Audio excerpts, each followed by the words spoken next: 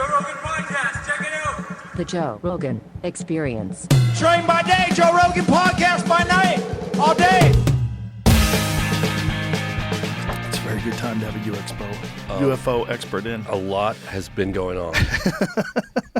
This is, I know you ran into him. I had Ryan Graves on yesterday. Oh my God, I'll tell you the funny story about how I ran into him. You ran into him in the lobby of the hotel, right? So the lobby told me, don't use this one elevator. It's really rickety. And it makes a lot of noise, and it's not very reliable, and just don't use it. So I didn't.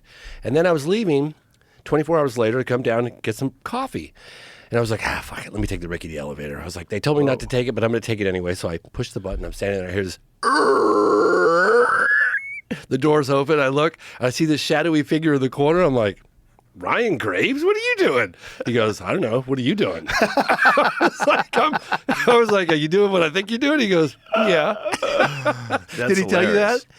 Did he tell you that? Yes, he did. He told me he ran into you. Oh, he didn't tell me the whole story about the rickety elevator. Yeah. And he was like this shadowy figure up against the corner, like kind of just, I'm looking at him. He's looking at me. It was really funny. We talked a lot of nonsense about aliens, but we also talked about the technology that he knows is state of the art when it comes to drones. Yes. And that some of these ones in New Jersey, they're doing things that you can't really do yet. Yes. Yeah, which is really fascinating. Because it's like, okay. And they're the size of SUVs. Right. So is it ours? And we somehow or another have some stuff that the mainstream drone manufacturers at the highest level aren't aware of yet? Is it ours? Is it like some crazy military stuff? Because if it's not, and it's coming from the ocean, like, what do you mean it's coming? What the fuck do you... 50 of them. What do you mean? What do you mean 50 suburban-sized So check this out. UFOs are coming out of the ocean? This is really funny. I've been working with this guy. We've been communicating on the signal for a long time. Actually, he was through Proton. He was emailing me stuff about Virginia, the UFO crash in Virginia. And but he was anonymous. One day, I was like, he's really knowledgeable. And he was sending me stuff that was really helpful. Like, you should track down this flight because if it happened, it was going out of this airport, go to this base. And I was like, finally one day, I was like, who are you? And how do you know what you know? He goes, I'm a retired United States Air Force colonel. I was like, oh. And he goes, and I'm also an experiencer. I had an experience back in 1980, blah, blah, blah. Oh, so what happened to him? He had a UFO encounter. It's in the movie towards the end. But anyway, he texted me yesterday, and he goes, James, I really want you to explain to me how the hell you orchestrated a UAP invasion right around the time your film's coming out. I was like, I'd really like to know how you did that. I was like, I know I couldn't. Bro, do you know what kind of a budget you would have to have drones running in the sky all over? How many different cities are reporting it now? Like, what's the numbers? It's exploding all over the place, and it's getting bigger. I've heard California. I've heard Europe now, bases in England, New York, New Jersey. I've heard San Diego. I definitely... Wasn't there something in Ohio, right? Wright-Patterson Air Force Base. They had to shut that place down. Yeah. That's Ohio. So I've heard New Jersey. I think Florida, right? That was the one that Ryan Graves showed us a photo of. That was from Florida. So, like, who fucking... what's going on? Who fucking knows? I was super busy. I had the release of the film going on, and so I was, like, trying to focus on that and getting everything lined up, and it was a huge push. And all these text messages from all around the world are pouring in, like, what the hell's going on with these drones? And I was like, it's probably something conventional. I'm not going to worry about it right now. I'm just going to keep on focusing what I got at hand here. And then I started getting more information coming in, more information. Then a buddy of mine called me, and he actually went to Brazil with me a couple of years ago. And he's like, bro, I live here. I'm seeing these things in the sky. I've seen them 7 times now. They're the size of an SUV. And I was like, well, what do they look like? What do they behave like? He's like, well, they're making noise. I was like, oh, okay. Well, that quickly kind of eliminates, something non-conventional in terms of propulsion.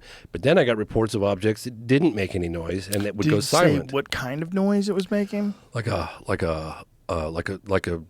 propellers drones would make, but loud, and they have a loiter, but they're big, and they have a loiter time of hours. The average drone, like I fly drones for my films, is like you're lucky to get 25 minutes. These things are there for hours. Yeah, 5 hours at a time. They go dark when they're approached by other objects. They're not getting picked up on FLIR at times.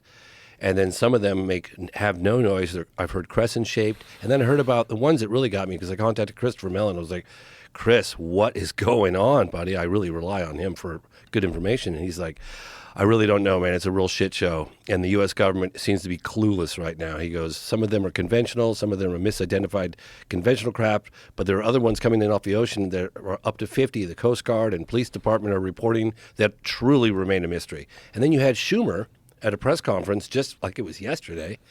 And then he's like, we don't know what they are. We don't know what they are. And the guy goes, yeah, so it's a UAP. He goes, well, they're drones. He goes, well, you wrote the legislation. It's a UAP. It's unidentified anomalous phenomena. Why don't you just use UAP? I think they're using the word drone because UAP is almost too scary, like some kind of invasions happening. That's what UAP is, unidentified anomalous Yeah. phenomenon? Yeah. So couldn't that be kind of anything? It doesn't even Totally. mean flying. Well, that's the thing, because it used to be unidentified aerial. Well, it was Right. UFO, unidentified flying object. Then it was Right. UAP, unidentified aerial phenomenon. But then they're coming out of the water, yeah, right? I feel like this is nonsense. So they said anomalous. Why don't they just keep using UFO? Because people associate UFO with otherworldly, and they wanted to remove that baggage and make it a little less scary. That's my personal opinion. I kind of get that, but also it's just an unidentified flying object. If we find out what it is, then it becomes an identified flying object. It doesn't necessarily mean it's alien. True, but right? Like think of the people stealth probably bombers. jumping out of their windows right now if they said UFOs are invading the East Coast. You remember World of Worlds? Right, that's right? true. People were like jumping That's out true. of their That's a windows. good point. That's actually a very good point. So I think they toned it down. I think they're using the word drone, even though they're unidentified, just because of the fear factor. I think the fear factor is real. Yeah. I can't help but cringe when I hear that word. Oh, sorry. I didn't, the fear element. It's so funny. Sorry. It was too much of a part of my life. Too close to home. So when did they start? Like, when was it acknowledged that this was an issue that was reoccurring recently? Like, obviously there's always been something in the sky. People Yeah. have always seen things. Who knows what they are, whether or not they're, a lot of people see Starlink and they think it's Yeah. UFOs, right? Yeah, of course. But when did this drone thing that we're currently experiencing basically every day, when did it start? A couple weeks ago. Maybe Just a few weeks maybe ago? a month ago. That's when I started really hearing about it. But Jamie, is there like I have any sort of official answer to that? I have something that 20th, 19th, something like that. Is- Mid-November. Mid-November? This episode is brought to you by GoPuff. Does grocery shopping drive you nuts? The lines and the chaos and the inflated prices? Then you have all these third-party delivery apps with their ridiculous fees, markups, and you still have to wait hours for delivery. Well, enter GoPuff, the game changer. They deliver snacks, groceries, alcohol, essentials, whatever you need straight to your door in just 15 minutes. And get this, it's cheaper than the store because GoPuff uses their own fulfillment centers. No middleman, no crazy markups. It's like Amazon, but for everyday essentials and way faster. GoPuff also just launched cheapest on the planet pricing. Think $2 organic eggs, $2 milk, $5 diapers, $10 Tide Pods. It's insane. They're beating big grocery stores at their own game. So do yourself a favor, download the GoPuff app on your phone, use the code Rogan20 for $20 off your order, and experience faster, cheaper, better shopping. Trust me, you'll thank me later. I have something that this is about an air base in Vandenberg Air Force Base in 2003, and this is not an anonymous, but this is about incursions over. Listen to this. I promised this individual that I met at Seoul conference.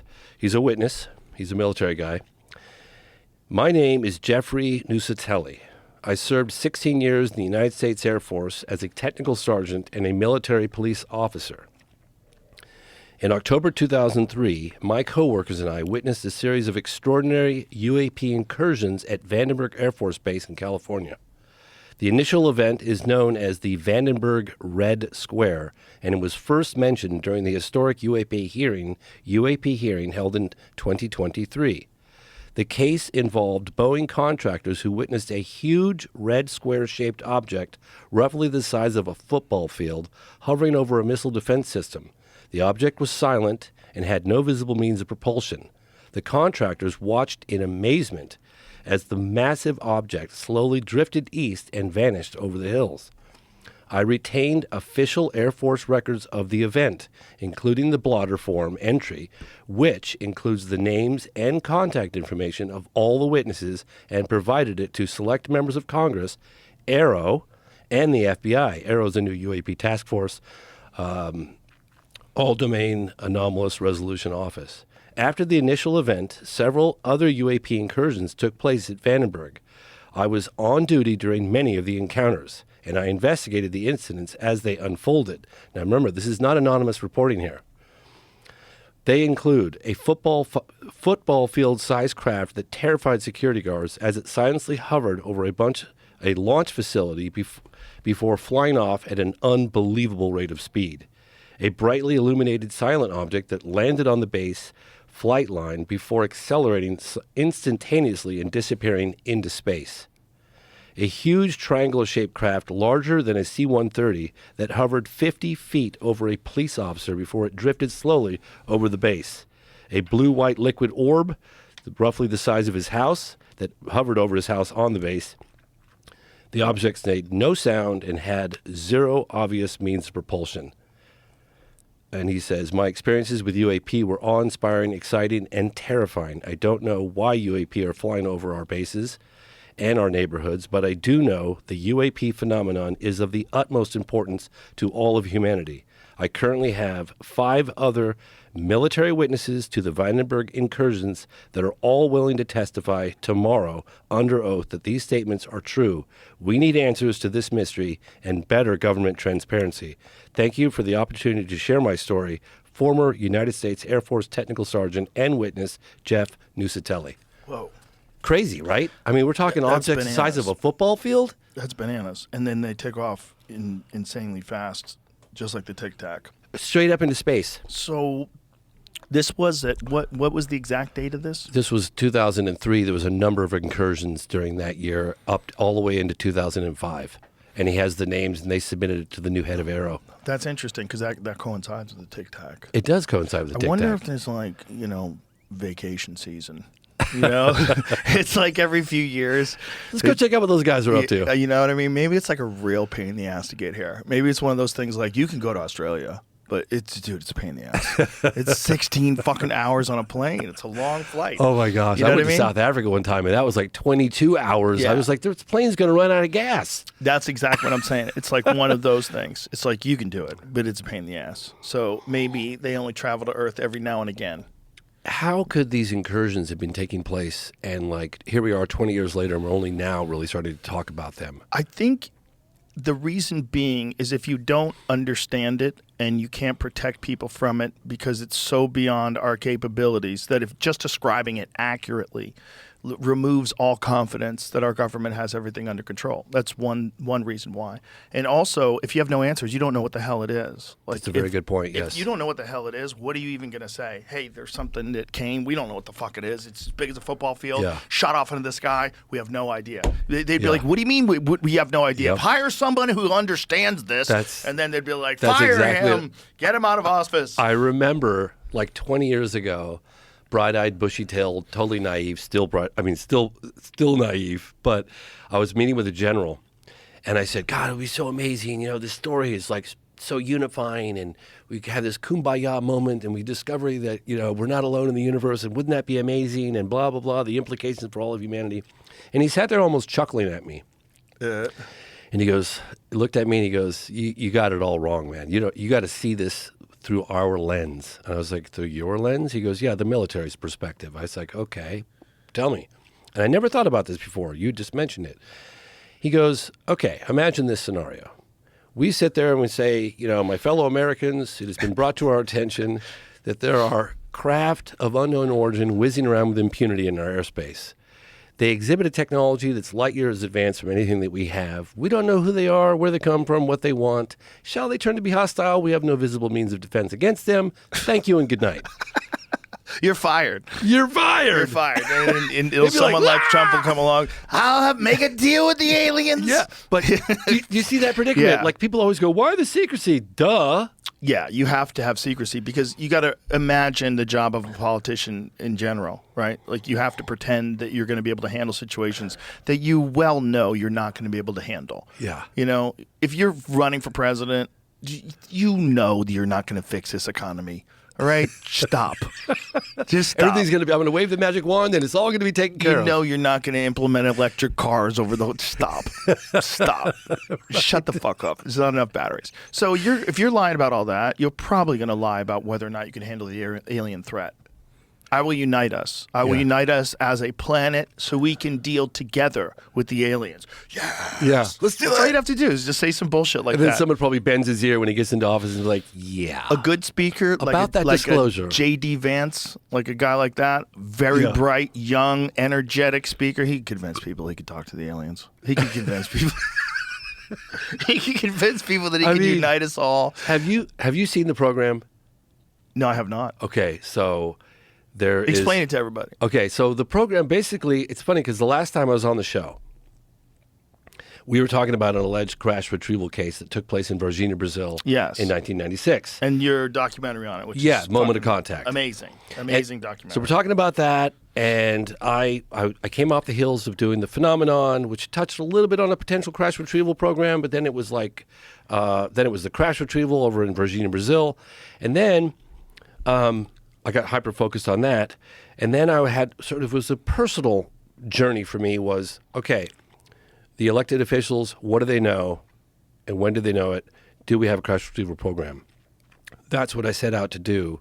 And then 3 months after I was on your show in April of 2023, the highest level intel officer, David Grush, testifies under oath that there is a crash retrieval program and that the government does have definitive proof that we're not alone. So he kind of opened the door for me. And a lot had happened since the release of the Phenomenon and Moment of Contact. There was all this legislation.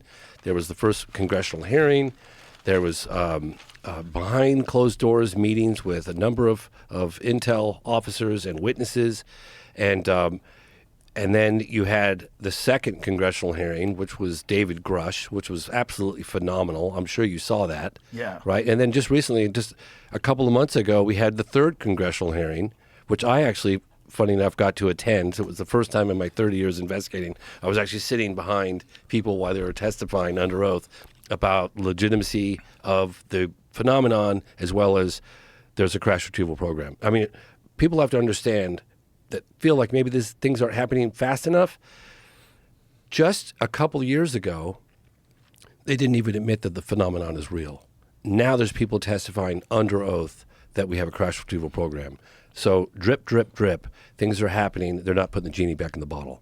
Do you wonder at all that you're being mind-fucked? Do you wonder at all that this is a massive psyop and this is all just to cover up some very advanced American weapons technology? I think it's a very good question, and here's why I don't believe that. Because I have done 30 years of field research, right? So I've gone to China, I've been to Russia, I've been to Australia and Africa and South America, Canada, Alaska, all across Europe, the United States, and I've investigated close encounters of the third kind.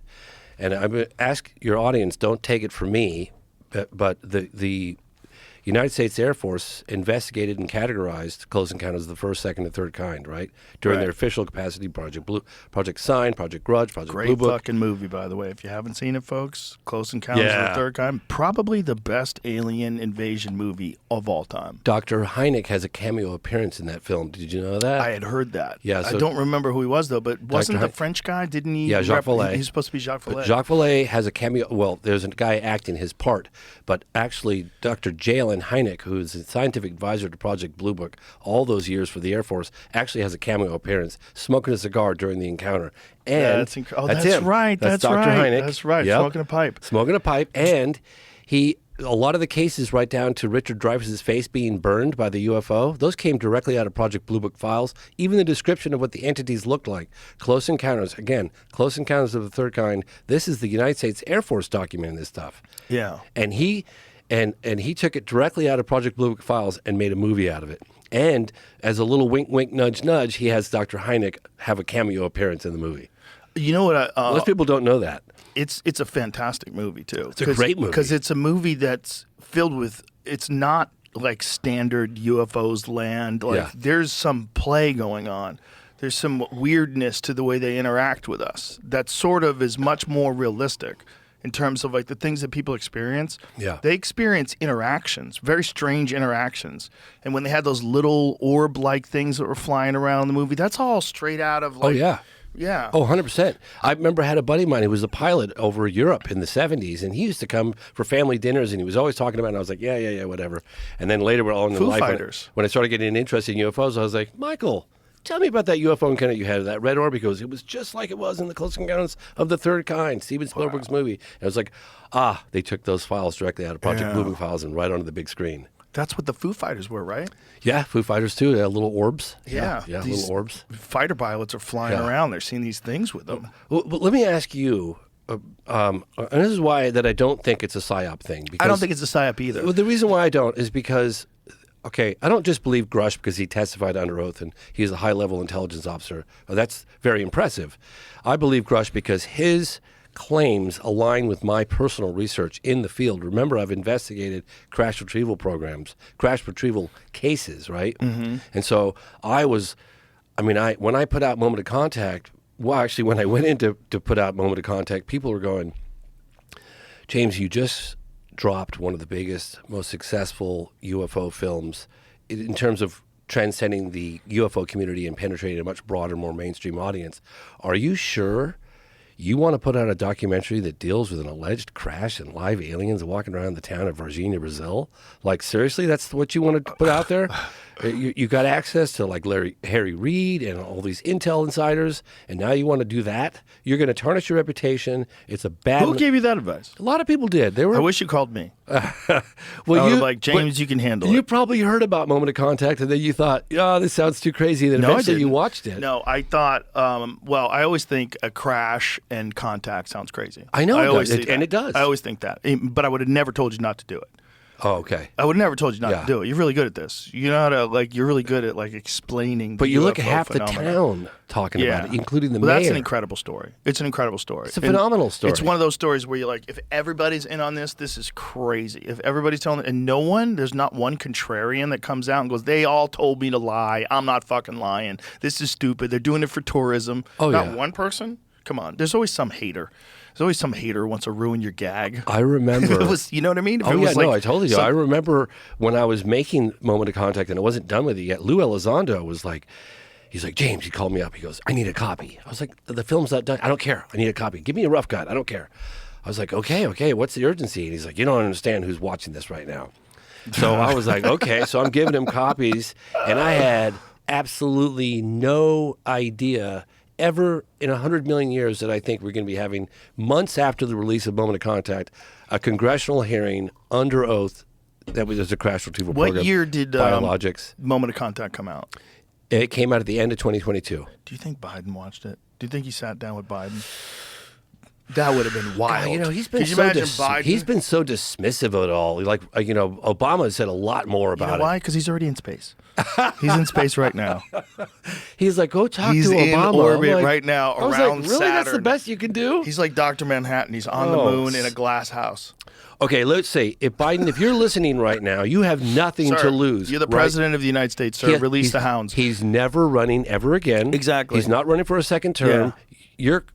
Come on, we're done. He's already pardoned more human beings than any president ever other than Carter. To the advice at the end of the program by Senator Harry Reid, who's now the late Senator Harry Reid, and I said to him, what advice would you give the president? And it could have been any president at the time. And he said, don't be afraid of tarnishing your legacy by addressing this issue head on. And I hope that Biden gets to see that. And I really hope that President-elect Donald Trump gets to see that. People are ready for the truth. They've had enough of the lying. I think we're way beyond that at this point. I agree with you. However, when I confronted Mr. Trump, he was very cagey. Was he really? Very cagey. I've seen some things. They told me some things. He didn't tell me shit. He basically, Did his eyes basically like neither confirm nor deny. No, there was no eyes. I don't do that shit. Especially to a pro like Donald Trump. Like, you're not. Really? Yeah. You're going to do it to an actor or something. Shut up. You're not going to know what the fuck they think. Poker face. Daniel Day-Lewis told you that he just ate a baby. You'd fucking believe him. You know what I mean? You know what I mean? Like, this idea that, like what did his eyes tell you? What did his eyes tell you? It depends on the person. Depends on the person. If it's your regular crackpot and they tell you a lie, you're like, something's up. But there's people that can hide things. They can hide things behind their eyes. I think he knows something. I don't think he's that interested. I think he's more interested. I think he's a sort of a no-nonsense type of guy. This is why. You kind of have to be managing multiple businesses simultaneously, right? And Yeah. he's always done that his whole career, right? Yeah. Manage being on The Apprentice while running these golf courses, while having these buildings, apartment buildings, hotels. He's constantly doing something, right? Yes. So while he's doing all that, and he's playing golf, while he's doing all that, there's no time for fucking aliens, man. There's no time for nonsense. There's no time for sitting around with your buddies, smoking a cigar going, what do you think, man? I mean, if I was them, man, I would do what they're doing.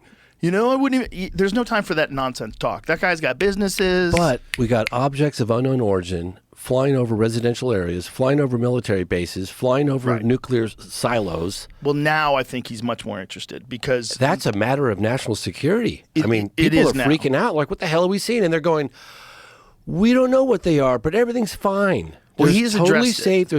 There's no national security issue here. We don't know what they are, but you're fine. Don't worry about it. You remember what was the Steven Spielberg movie with the shark, the great white shark? Yeah, Jaws. Jaws. You remember when they're like, everything's fine. The mayor. People The are- mayor's like, keep swimming. Yeah, keep swimming. The water's fine. Everyone would say people are getting bit in half. That's the Like- perfect analogy. Dude, that is the perfect analogy. That is it. Everything's fine. Go if you- about your lives. They're definitely Nothing not to see nuke here. sniffing drones.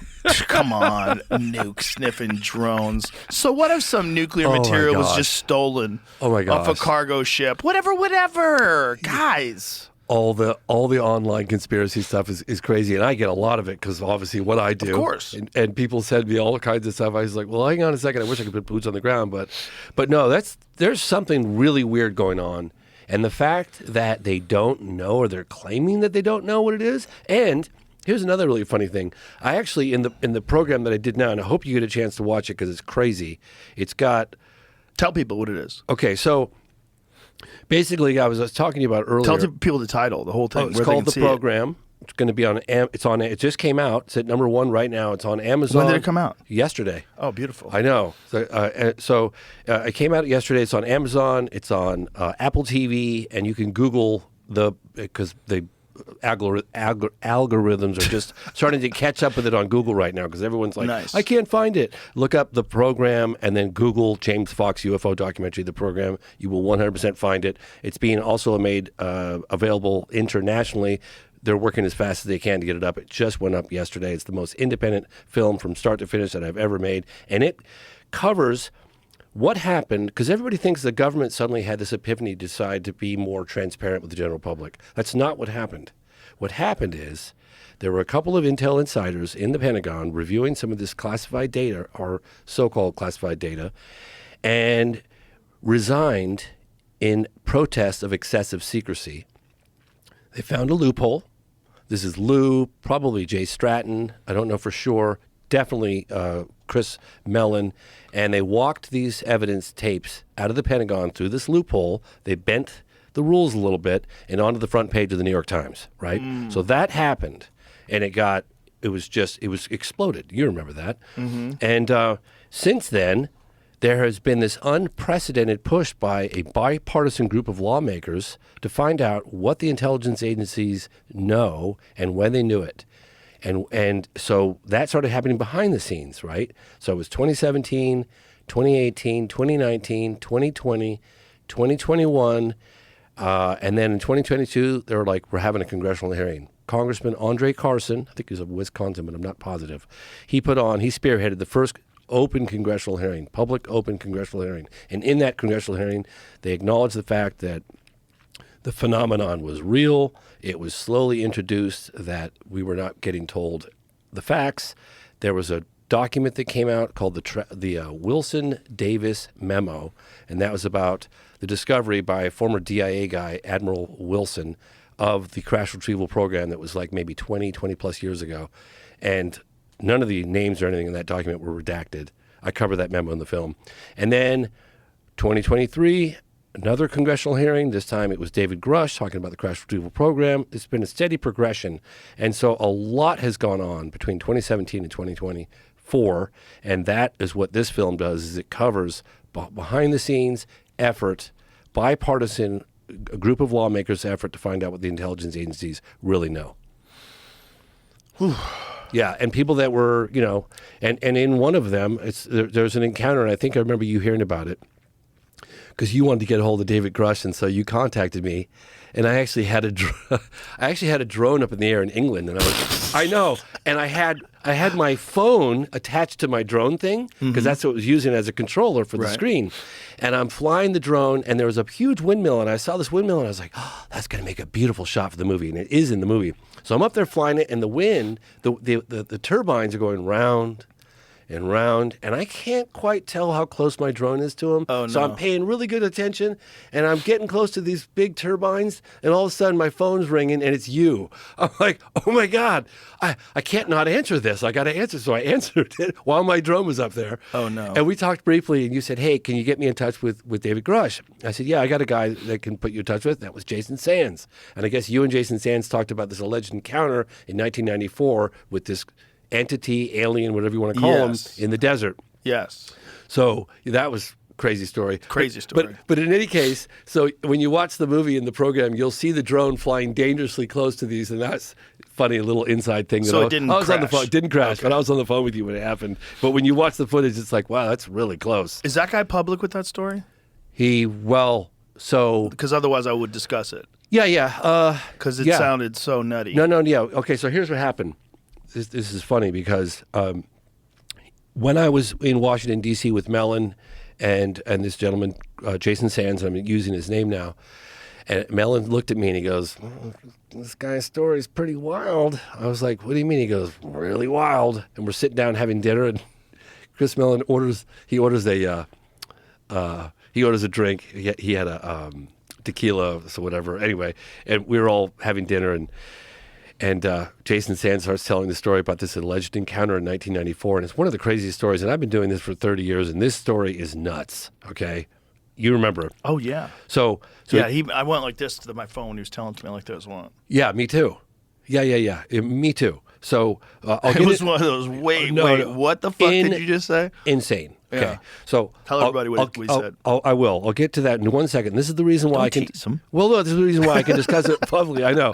The reason why I can discuss it publicly is because he was going to appear anonymously in the movie, and I was debating on exactly how to go about doing this because I was torn because you got a statement from an individual, you don't have his identity, but hey, I was in D.C., I put the whole thing down, and I said, look, if anything, he was worried about his security, he was a whistleblower, he'd already testified to a number of Senate Intel Committee, Senate Armed Service Committee, and all about the UFO phenomenon? Yeah, about the UFO phenomenon. They're part of the UAP task force. They found him, and he was giving them information and reporting on things.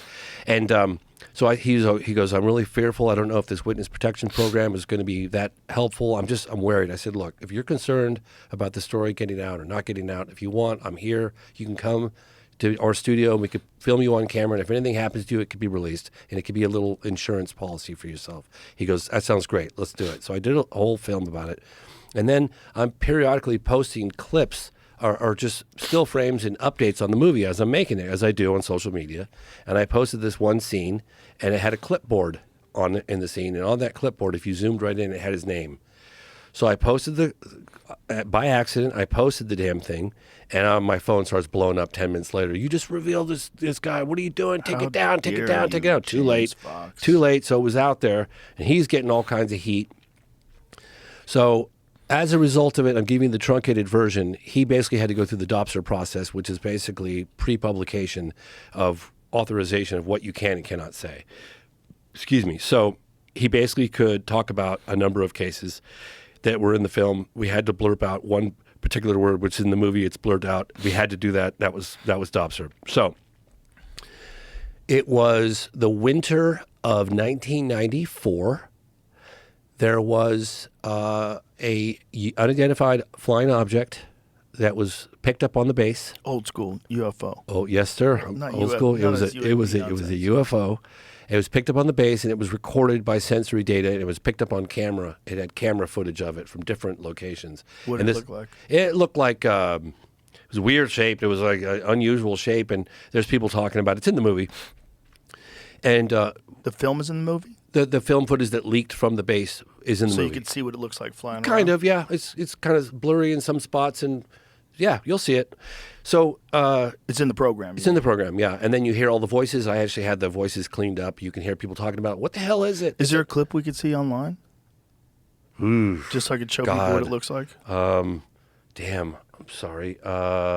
Could you maybe just say the actual name of the incident? Maybe Yeah, Jamie could find it? Yeah, try and find it. It's Nellis Test Range UFO 1994. See if you can find it. People put stuff up It's so long quick. and it's really bad. Yeah, true. Good point. Because it's on Amazon right now. People put clips up so fast. Yeah, it's true. Yeah, and there's other things on there. So in any case, so that video, Bam. There it is. that's terrible. There's much better footage of it. Yeah, there's much better footage of it. It's in my movie. I had it cleaned up. But yeah, that's it basically. Can I see it again? So that's what it looked like? The footage I have is way better than this. Yeah, that sometimes it's so. So what did it look? Jesus Christ. You know what that looks like, It's a Jamie? very weird shape. Jamie, you know what that looks like? That looks like Terrence Howard's creation. Doesn't it? It's weird. What is it? What does he call that again? But it was Those things that lock together? Those, the flying drone thing that he created? Linchpins? Linchpins. Terrence Howard created this fascinating concept for like a drone, where it's like propellers going all these different directions, and they sync up and they link together, and it looks like that. Oh yeah, so it's footage. People talking about it. What is it? We don't know. It's unidentified, and it flies around the base, and that leaked, and the names of the witnesses leaked. 3 days later, Can you explain? Sorry to keep cutting you off, but can you just say what it did, like how it moved? It was like didn't have any visible means of propulsion. It didn't have any wings. It didn't have propellers. It just looked like an object, a round sort of object, weird shape. Almost like a helmet or something with things coming off of it, and it was just moving around the base. And fast? Nobody slowly at times. Oh, this there is it the is. footage? Yep. Okay. That's So it. this is That's thing. exactly it. Yep. It's definitely not a big balloon. And you hear everybody talking about it. The audio that goes along with it, and I had it cleaned up.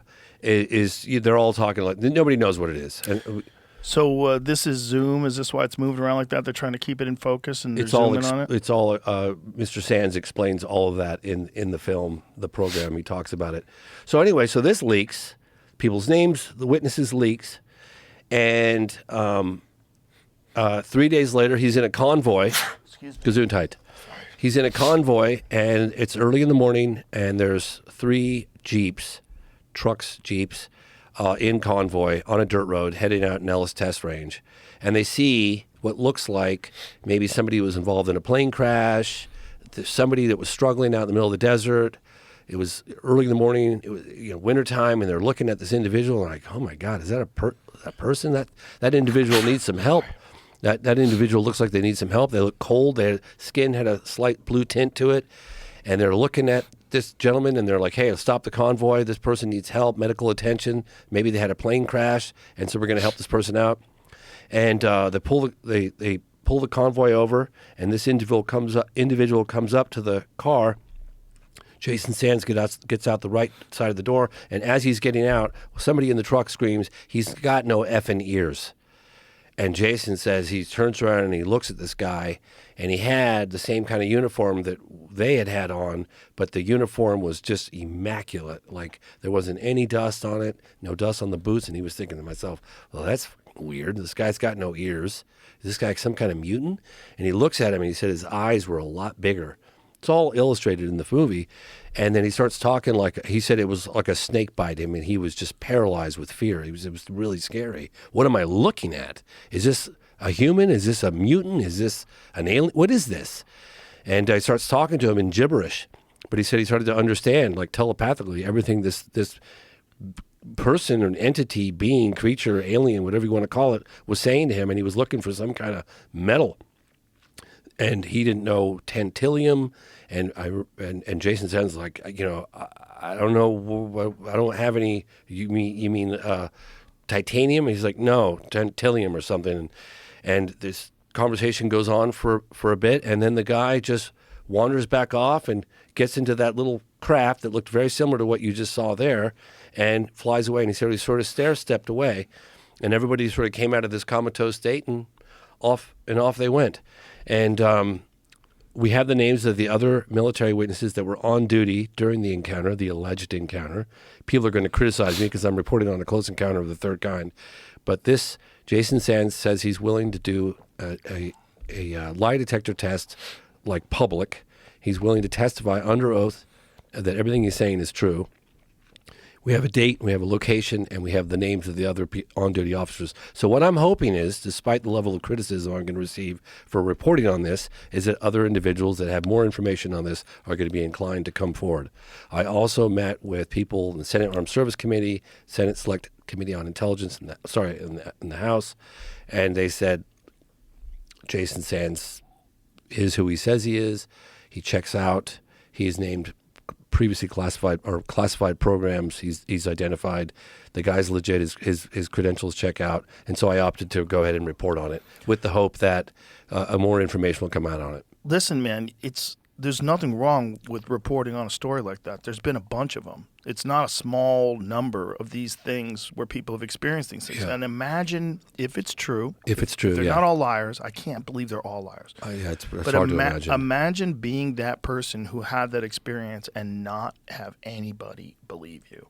Not only that, but it can actually ruin your reputation and your career to talk about this experience, which is the reality of it. And it's one of the things that stifled discourse on this until I think the New York Times really broke the ice.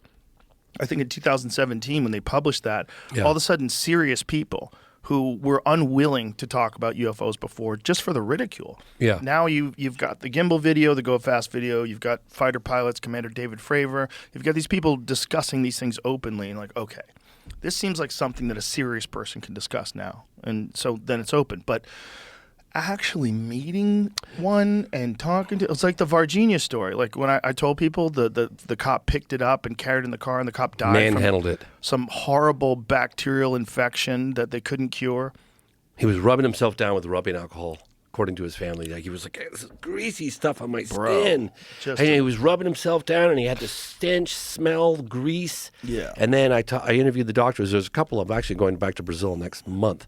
There are a couple of forensic pathologists that are willing to come forward that we're going to cover, kind of update the movie and re-release. So it's an ongoing investigation. Wouldn't that be the best protection from an alien planet's bacteria if you had the most vicious bacteria on the surface of your skin, right? Like imagine, like if you go to another planet and the way to mitigate the effects of viruses and bacteria on that planet is to have skin fluid that's like unbelievably toxic. Like anything that comes near you just gets cooked. Yeah, like a skunk. Right. Have you ever had a skunk? Oh, yeah. I had a skunk got my dog once.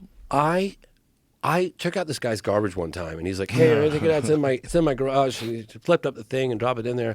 So I was kind of hungover. We had a party the night before, and I went out to the garbage can, and I kind of heard like some rustling in the garbage can, but I didn't really think anything of it. And I like lifted up the thing, and then I heard some rustling again. So I reached over and I put my head down inside, and the skunk just turned and got me right in the face.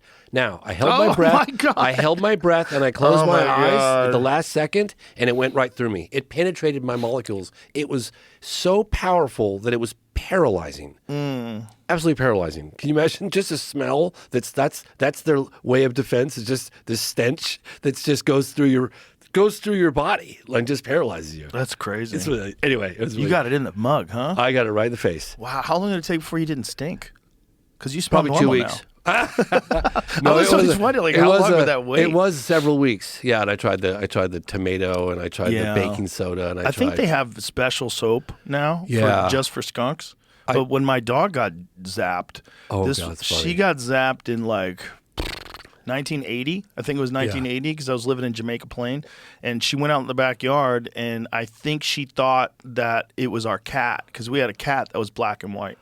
And she just ran right up to that skunk, and it took her right in the side of her body. Like, she tried to turn away, but it got her all over her body. She was wet with skunk spit. Oh, God. It was so nasty. I had to take her inside, and I had to do it because she was my dog. Even though I was 13, I had to, like, cover her with tomato juice and wash her down, and she still stunk. The whole house stunk. That's so funny because I was getting ready for a road trip this a couple years ago, and I looked over and I was like, Did we walk Duke? It was like 9 o'clock at night. We were exhausted. We'd packed everything up. We had the car ready to go for the next morning. And it's like, did we walk Duke? You walk Duke?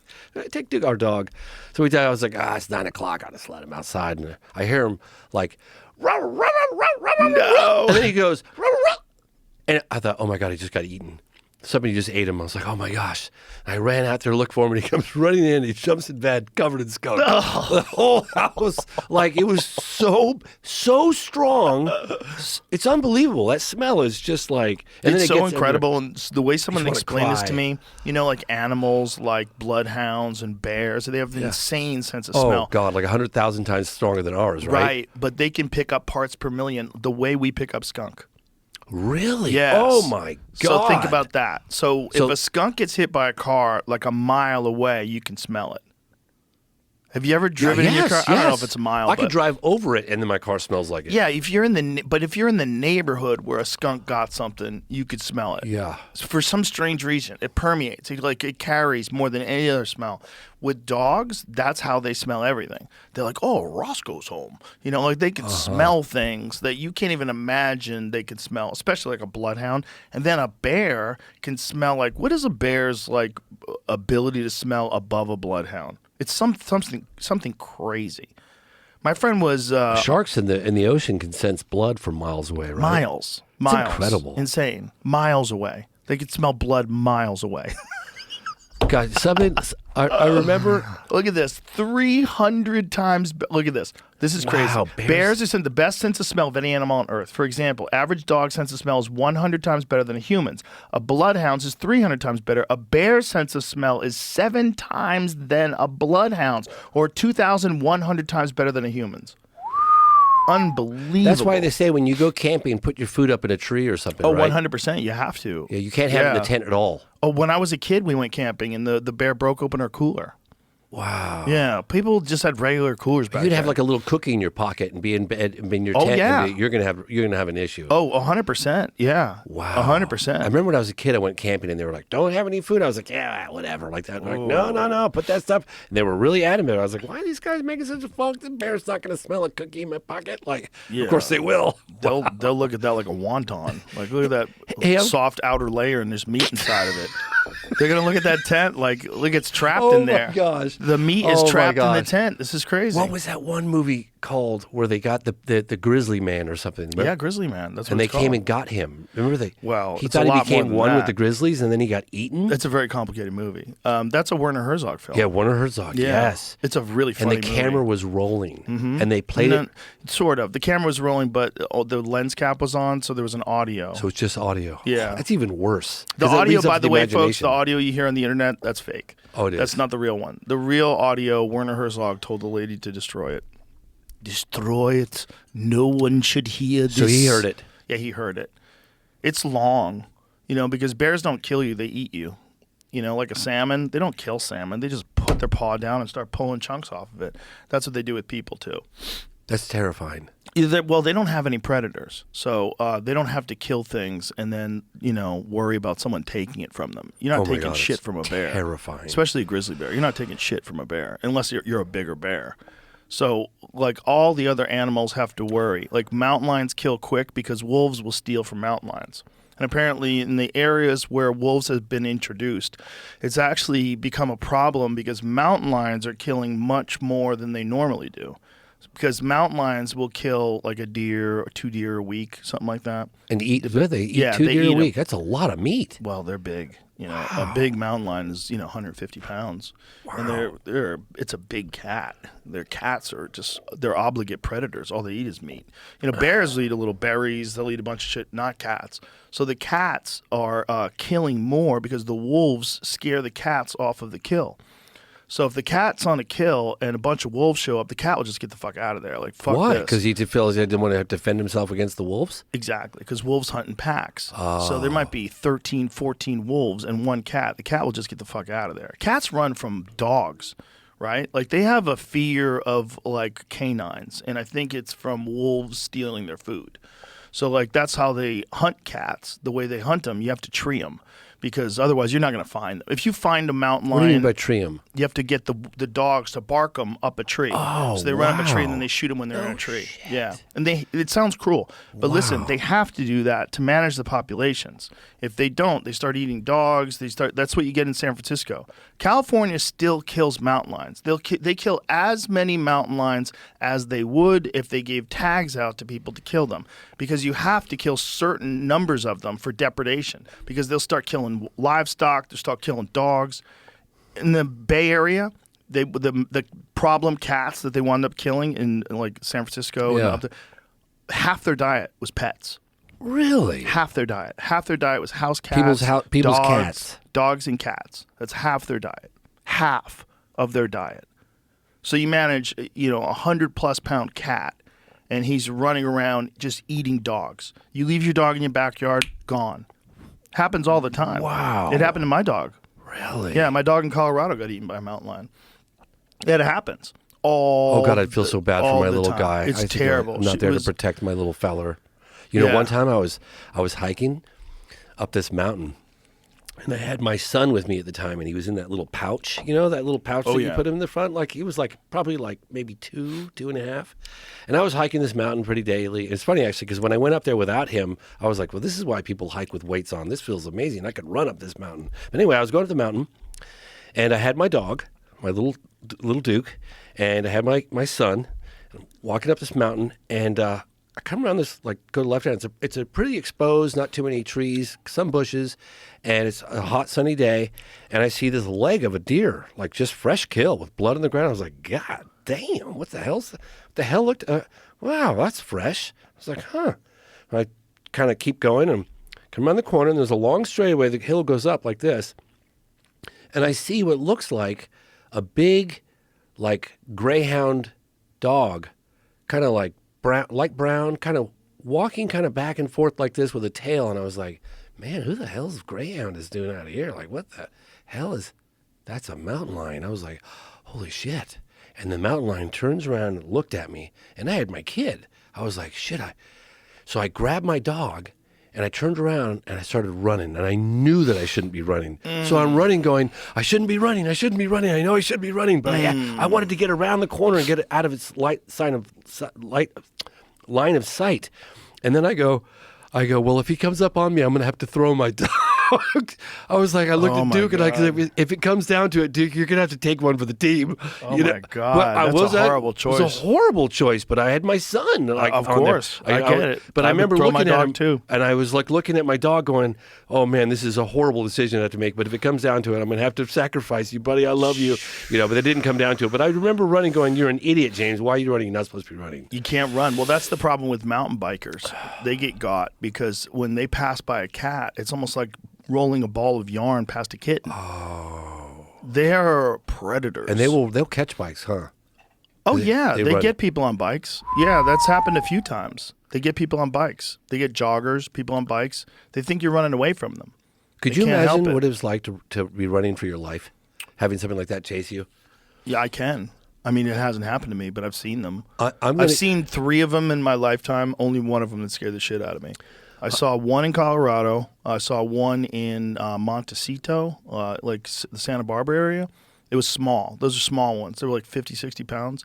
And then I saw one with a buddy of mine, my friend Colton and I. We spotted one under a tree that was 30 yards away. We were in a truck, and it made me shit my pants. Wow. It was so big. This one was really big. This was a mature male with a big pumpkin head and huge forearms like a fucking bodybuilder. It was freaky. It was freaky to see because, it was, first of all, it was dusk. So the sun was going down, and the lights of the truck, even though it wasn't quite dark yet, the lights of the truck were making his eyes glow. Oh, my God. And you could see him with the naked eye, but then I put my binoculars on. And so I've got these 10-power binoculars, and I'm zoomed in on this thing's face. I'm like, holy shit. Looks like he belongs in Africa. Well, he belonged right where he was, man. We didn't belong there. Hey, let me tell you a really cool story that's a UFO, the best UFO picture I think's ever taken. Do you have it? Can I look at it, or are you going to tease me? No. We're going to look for it. Okay, so can you find the program trailer on here at all, or Yeah, for sure. All right, find the program trailer. I'm going to tell you about this. Is this So- the trailer? yeah, let's just watch the trailer. All right, and let's then watch it. explain. Story exposing a secret government program investigating UFOs. That story was kind of a catalyst for a lot of things that have happened since. Members of Congress started to ask questions. Instruments report there is something there. There are flight characteristics that we can't explain. UAPs are unexplained. It's true. They need to be investigated. Here we are having a hearing where just a few years ago, we didn't even acknowledge that these things were real. Do you believe that our government is in possession of UAPs? Absolutely, based on interviewing over 40 witnesses over 4 years. You're telling me people have come forward claiming firsthand knowledge of craft of non-human origin? That's correct. We have sources who have asserted not only that there have been crashes, but there have been crash retrievals. Do we have the bodies of the pilots who piloted this craft? Biologics came with some of these recoveries, yeah. Were they human or non-human? Non-human. I'm sitting here today because the American people are being lied to. We are the American government, and we are open, and we're going to be open about this. What has been revealed: non-human intelligence exists. Non-human intelligence has been interacting with humanity. Is only part of the story. The pressure's on. The Pentagon, the CIA, they're going to have to answer the mail. Some are risking everything. Have you had incidences that have caused you to be in fear for your life? Yes, personally. To uncover the rest. What is being done to verify the assertion that the U.S. government has spaceships of non-human intelligence in their possession? That kind of revelation unearths people's beliefs. I would go to jail to say things that I've been exposed to in the program. Bro, is that Mick Jagger? Was that other guy Mick Jagger? Isn't he amazing? That's Hal Puthoff. Hal Puthoff? Oh, no, yeah, I know. Mick Jagger's in Doesn't there. look like Mick Jagger? That's not Mick Jagger? That's Gary McKinnon. He's the Oh. biggest computer hacker in history. Let me see what he looks like. He almost went to jail for life because he was like, I'm going to find out what the government knows about UFOs. So he hacked into the systems, NSA, CIA, DIA, like... Where is he? Yeah, you want to see that really cool picture? In the film. Oh, yeah, of it, yeah, he you got to looks go towards the end. Yeah, no, he totally looks like Mick Jagger. That's Mick really Jagger. funny you should say that because I totally thought it was Mick I Jagger. saw it and I'm like, wait a minute, that does look like a rock star. He is a rock star in the UFO community. It's coming up. You'll have to pause it quickly when it hits. But Gary McKinnon took it upon himself, a computer hacker, to find out if the government had proof of alien visitation. And he spent a couple years hacking systems, and he got pay dirt. That there guy. he is. That was it. Bro, that's Yep, Mick Jagger. him. That is Doesn't it Mick look Jagger. like Mick? It does look That's like Mick Jagger. Mick So Jagger's funny. in the UFOs. You should just only show that clip, like they do in horror movies where the mask is not that good. It's real quick. Yeah. But I was going to tell you, there's a photograph of a jet circulating. Can I go into a little bit of Yes, detail? Because please, everyone's please. always worried about, like, where's the good evidence? Where's the good photographs? Right. Show But me they're that real. photograph again. Yeah. So it's, there we go. Now, this was a lost photograph that was recovered, correct? Yeah. You know about this? Yeah, I know about this. Okay, so I heard about this in the late 90s. Tell everybody about it. Okay, so there was a guy, Nick Pope, who investigated, he was part of the UFO desk at the Ministry of Defense of England in the late 90s, or mid to late 90s.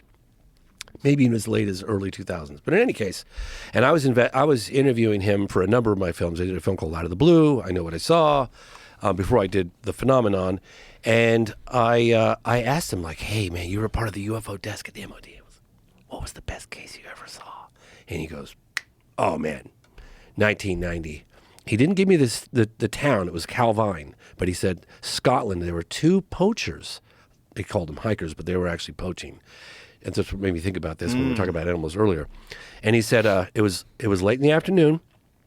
They were in a place, I now know it's called Calvine, and they came upon, in this relatively remote area, I know because I hiked out to the exact spot, and it's in the movie, and they came upon this diamond-shaped or disc-shaped object that was quite large, that was hovering silently really close. I mean, close. And they were scared to death, and they were kind of hiding out underneath this tree, and they're looking at this thing, what the are we looking at? And they're just looking at this thing as it's silently hovering. Remember, this is 1990, okay? And one of them had a camera. And just as he was considering taking his camera out, a military jet came in. Turns out it was one of those Harrier jet. They think it was a Harrier jet. And it came out into the scene, and it flew all the way around the disc. And as it did so, the guy mustered up the courage, came out from under the tree, and he snapped 5 or 6 photographs of this object suspended in the air. And it went, so the disc is here, and the plane is flying around. It's click, click, click, click, click, click. And the reason why I know this is because the individual who kept one of the prints, thank you very much, Craig Lindsay, RAF press officer, and thank you, David Clark, for uncovering this, because it's the most amazing picture ever. And the 2 hotel workers just outside the town of Calvine, Scotland, came back and they were like telling their co-workers, oh my God, we encountered this thing, we don't know what it was. So they go to the local newspaper and they were like, hey man, we just filmed something in the sky. We got 6 prints of it. It was 35 millimeter film footage, right? And they're going to go public with their story. 2 witnesses, broad daylight, a UFO, points of reference with a military jet flying around, 5 or 6 prints. That's pretty solid evidence, right? So the local newspaper was like, they're about to go public with it, print the story, and they were like, well, we need a statement from the RAF. So they contact the press officer, Craig Lindsay, and they were like, hey, what do you make of this UFO these guys took? And Craig Lindsay goes, I don't know what you're talking about. I haven't seen the picture. You haven't seen it? Well, let me send you a print. This is the newspaper. Sends him a print, big print like this. It was the one you see today. And he's like, holy shit, the hell is this? He's an RAF press officer, Craig Lindsay, and so he starts getting in touch with the MOD, and he goes out and he investigate this, go talk to the witnesses, and they were telling him. And he goes, well, they tell him what happened, and he goes, well, what kind of noise did it make? And they say, it didn't make any noise. No, he goes, no noise. That's impossible. You know, an object that can hover like that in the sky for that period of time, we're talking 34 years ago, it didn't make any noise. And the witness said no. So he was like, holy, this is crazy. So he takes a color Xeroxing machine and he sends it to the MOD in London, and he says, hey, there's a case that you might want to check, you might want to look into, and here's a Xerox, which is really crappy. It's just a scanned Xerox, like a fax machine, over to MOD. He said he went from the office where the Xerox machine was, and before he can get back to his office, his phone was ringing off the hook, MOD. And the MOD basically stepped in, took over the investigation. They said, you can step down to Craig Lindsay. He steps down. He keeps the print, right? He steps down. They take over. Witnesses gone. 5 or 6 prints gone. Story killed, right? So 30, and we rumored about it because Nick Pope had talked about this case in a book he wrote called Open Skies, Closed Minds. And then I talked to him about it in late 90s. Then I talked to him about it again in the early 2000s. And I was like, Nick, especially in 2007, I was like, tell me about this photograph. And he's like, oh, it was incredible. We had a big poster of it on the wall of the MOD. And I was like, well, where is it? He goes, well, I don't know. I stepped down. I'm no longer at the UFO desk. And I said, well, they didn't just throw that away. Why don't you get in touch with the people that were there and find out? He's like, oh, James, I can't just make those inquiries. We killed the story. It was like, so I was incredibly frustrated. So discreetly for over a 20-year period, I was making inquiries because I don't like letting things go, right? It was like, this picture exists, and bloody hell, let's get this one out there. But the story went dark. So David Clark found Craig Lindsay, and the way he found Craig Lindsay, the guy that kept one of the prints, is that he got a declassified government document out of the MOD's office that had redactions on it. And one of the things it said was, it was 1990, and they said, RAF press officer in Scotland, blacked out, said that blah, blah, blah, blah, blah. And he's like, who was the RAF press officer in 1990 in Scotland? Craig Lindsay. Boom, contacts Craig Lindsay. They started communication going. And then after so much for redaction. Yeah, so much for redactions, right? And so this whole dialogue starts going, and there's developing and then he goes, well, gosh, I I guess I might have one. It turns out he ended up keeping one of those prints, which he had. And that story broke probably 2 years ago. David Clark, again, I can't thank you enough. You deserve accolades for this. And so I flew to England. I met with David Clark and his crew, the people that did the analysis work. Then I went up to Scotland. I met with Craig Lindsay, the RF press officer, gave me the first and only on-camera interview about it, what astonished him about it, the analysis work they did on it, what the witnesses said. But we didn't have the witnesses, the people that took the photograph. We didn't have them, but I was going to report on this anyway, just because, wow, this is the picture that we've all been waiting for. This picture is phenomenal. But if you don't have provenance and you don't have the background story on it, it could be AI, it could be, right, it could be a hoax. Some people call it a reflection, not a hoax. So I'm ending production of the program, and I get a text from David Clark, and he goes, something big's about to happen. And I said, what? He goes, just sit tight. I can't go public right now, but something big's going to happen. There's a new development. And this is just teases. Well, I'm coming out with it, I promise. But he teased you. He did tease me. He did tease me, but I was like, well, I'm almost done with the movie, and if this is something I can include in the movie about the case, please let me know. So long story short, this guy, Richard Greaves, who was one of the hotel cooks, worked in the kitchen with the photographers, with the two witnesses that took the photograph. And Richard Greaves came forward on print, but I contacted David Clark. I was like, hey, can you get me an interview with this guy? So he kept putting it off, and then finally I was like, I wanted to be persistent, but I didn't want to annoy the guy to the point where he's going like, hey, you know what? Fuck you, like, right. You're being annoying, yeah. you know. Yeah. But I got it right up to that point, right, where I was like, I was wrapping the movie. The movie's done, and I want to get this movie out because all the people that participated wanted it out. And then I finally sent him one final text, and I was like, look, I'm really sorry to pester you, and I know you're probably really busy, and I really appreciate the fact that you even said that you'll meet with me, but that you'll give me an interview. And then probably about 10 o'clock that night, I'm in the edit room buttoning the film up, and all of a sudden I get a phone call, and he's like, I've just come out the pub, and I'm ready to go. I was like, okay, grab a camera, roll it, let's record this. And he reveals that he knew the witnesses. He worked with them in the kitchen. He gave all the specifics. He provided their names. And then he said that 4 nights after they took that photograph, they were all on a cigarette break at the hotel, early evening, pissing rain. He said a car rolled up. There were 3 guys in it, a driver and 2 men in suits in the back. They roll up. They come out. They say, cigarette break's over. They pull the 2 witnesses aside, and they grill him. And you got to hear it directly from the horse's mouth. Richard Greaves said that when they were all, the people that were not involved with the incident were told to go back inside the hotel, which they did, but they looked through the window and they saw in the pissing rain, he said they were out there for 10 or 15 minutes in the pissing rain, and that these guys, they came back inside and they were white as a, he said, he literally goes, they came back inside, they were white as a fucking ghost.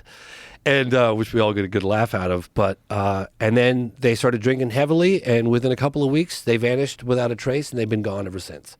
So we report on this, and yeah, that's a replica. That's a replica. I was like, it's way too clear. I was like, is this? That's a replica from Nick Pope that he did it for some series talking about it, and that was before the real photograph was found and printed. Let's see the real photograph. Yeah, show again? the real photograph again. I got it in. There it is. Yep.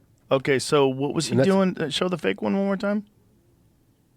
Yeah, that's a recreation before it leaked out. So was he just recreating what he remembered? Yes. Let me see the real one again. It's pretty damn good, isn't it, that he remembered not that? Bad. Not bad. Missed the barbed wire fence, but not bad. Put in a bunch of bullshit background. I went to the exact location. All the bullshit he put in there. Put in beautiful hills. I know.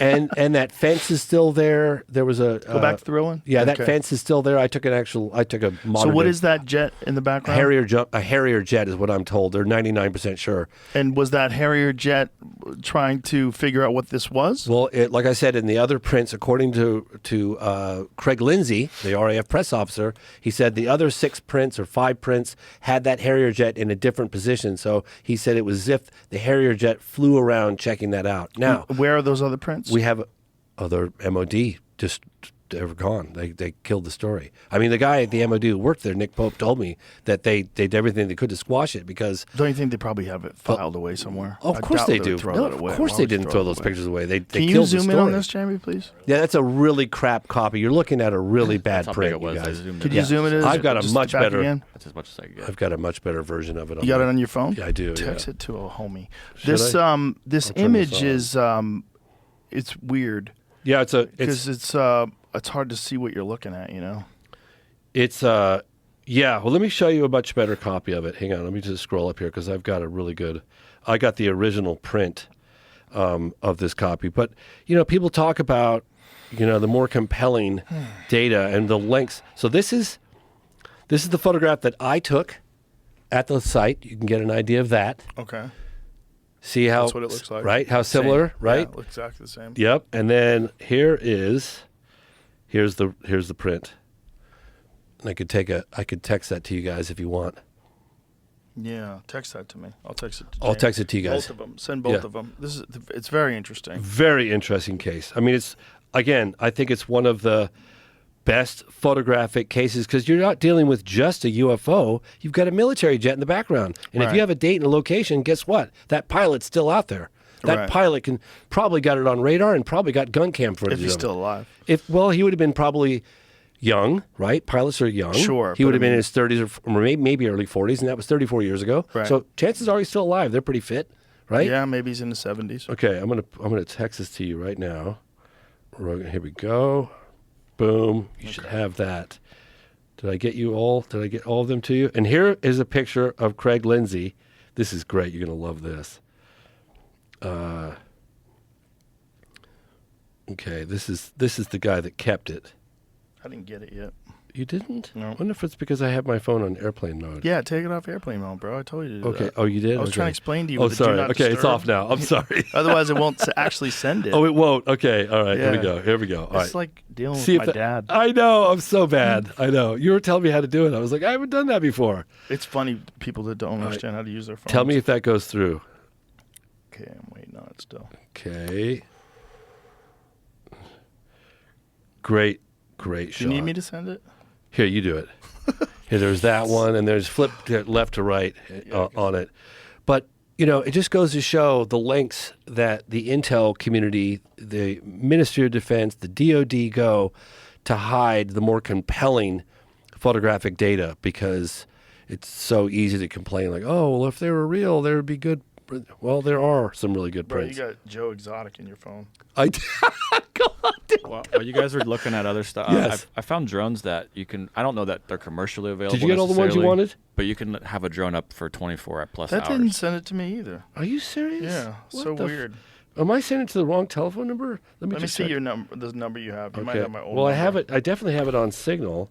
Here, you do it. Here, fuck it. You take over. You drive. Let me see. Because I'm clearly failing at this one. I'm just gonna check to see what I sent it to because I changed my number because people get weird. Oh, I can totally imagine that would be the case. This is a separate. I found some drones that these companies say that you can take off anywhere. They're showing them taking off from like small platforms in the ocean. They can stay up in the air for 14 plus hours.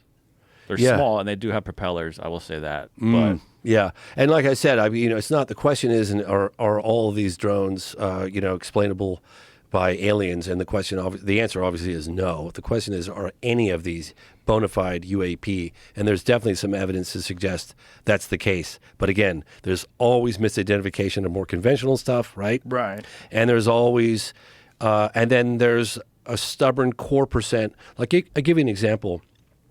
This is something that I've discussed a little bit recently. Did you find it okay? Yes. Okay, good. Finally, we got that enigma worked out.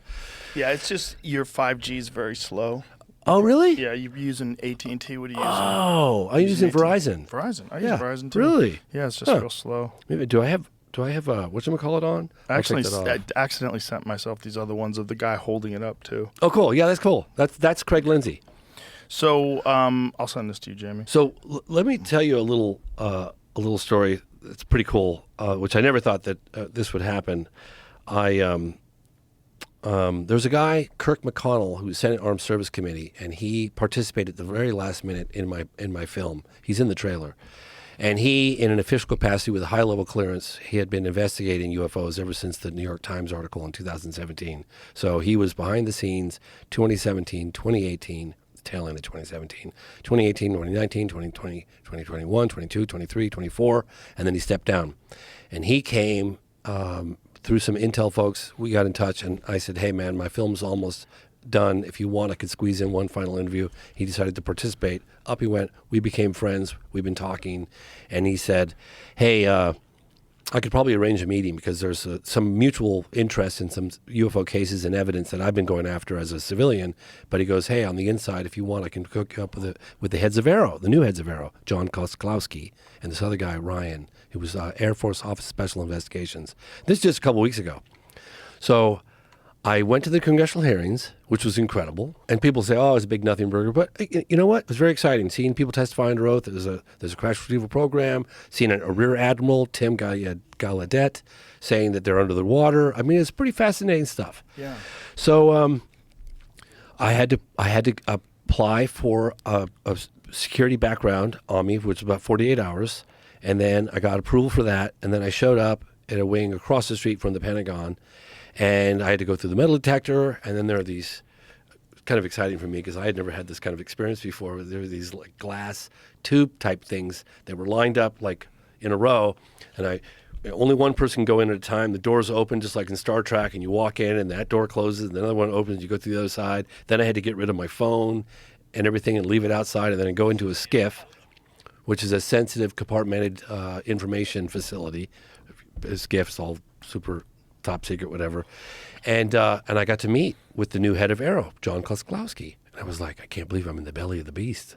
This is crazy. Like, how could I'm a civilian. I don't belong here. But we started talking, just very nonchalantly. You know, I said, hey, you guys got to throw us a bone. I said, we're not going away. The story is not going away.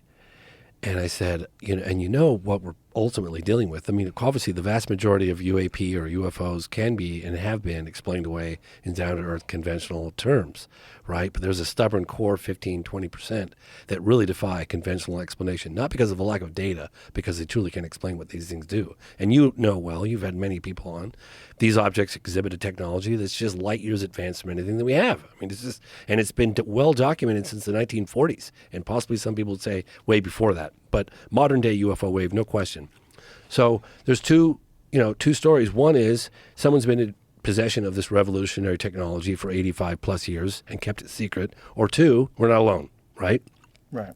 NHI. So I said to the gentleman very candidly, we're probably dealing with a small percentage of NHI. And what's the plan to tell the general public? And this is just a couple weeks ago. And he looked at me and he goes, James, I can't part my hair without approval from the DOD. And you can quote me on that. And that was him, in my opinion, telling me, hey, this is structured in a way that my hands are tied. Yeah. I can uncover all the things in the world, but I can't tell the general public or even Congress without the DOD approving it first. Yeah. So that's what's kind of happening right now. And one of the reasons why we were so fortunate to get the number of I say whistleblowers or potential whistleblowers or people to come forward in the program is because they were super frustrated with the previous head of Arrow, which is a guy named Sean Kirkpatrick, which basically just kind of blanket, denied pretty much almost everything, and people were extremely disappointed with that. But just like Blue Book. Yeah, kind of like Blue Book. Yeah, they've always done that, right? Yeah, but yeah. Again, it brings us not everybody's back. doing it. Not everybody's doing it. Right. There's a bunch of. Well, I think now also with the internet, there's ways to get information out that's much quicker and cleaner. No question. Than trusting a reporter. Yeah. And then your life's in danger, and the reporter gets threatened, and now things just kind of get out. So I've thought about this. Like, I'm going back to Brazil, and I thought, I'm obviously going after, additional eyewitness testimony. I'm going after the photographic stuff. And those of you out there that are like tired of hearing about it, well, I spent 20 plus years in search of the photograph that I featured just now, that one with the background story on it, provenance, that sort of thing. Jamie, go look at the one that I sent you. It's a better version of it. Yeah, and so it's not like I just because you can't, after a year or two, haven't successfully obtained stuff. So this is a better version. Yeah, it's a better version that you can see the granular of the film footage. It's weird. It almost looks like there's something in the back. It does look a little bit like a little that. propeller or something, like a Jetsons type thing. But let's just say... And that thing was silent, supposedly? Silent. According to the witnesses, it didn't make any sound. It hovered there for an extended period of time. And when it took off straight vertical, like this. Straight up. Fast? It started going faster, and then was gone. Yep, that was Craig Lindsay who interviewed the witnesses who told me that.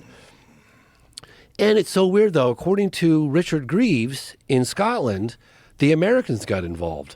Of course, we get involved in everything. Yep, they showed up and they intimidated the shit out of the witnesses. And I know people can criticize me for reporting on these alleged men in black, but it's not me saying it. It's the witnesses that are saying it. And I did it full bore for the first time in Moment of Contact, because I remember hearing these stories for decades, and I finally was like, everyone's going to think I'm crazy if I report on this. But this lady, who was the mother of the two daughters that had these visits and the intimidation, and I was like, screw it, I'm just going to report on this, and I'll just take the criticism, And then I wasn't expecting this to be the case with this photograph, but lo and behold, it was. But anyway, it's a huge story.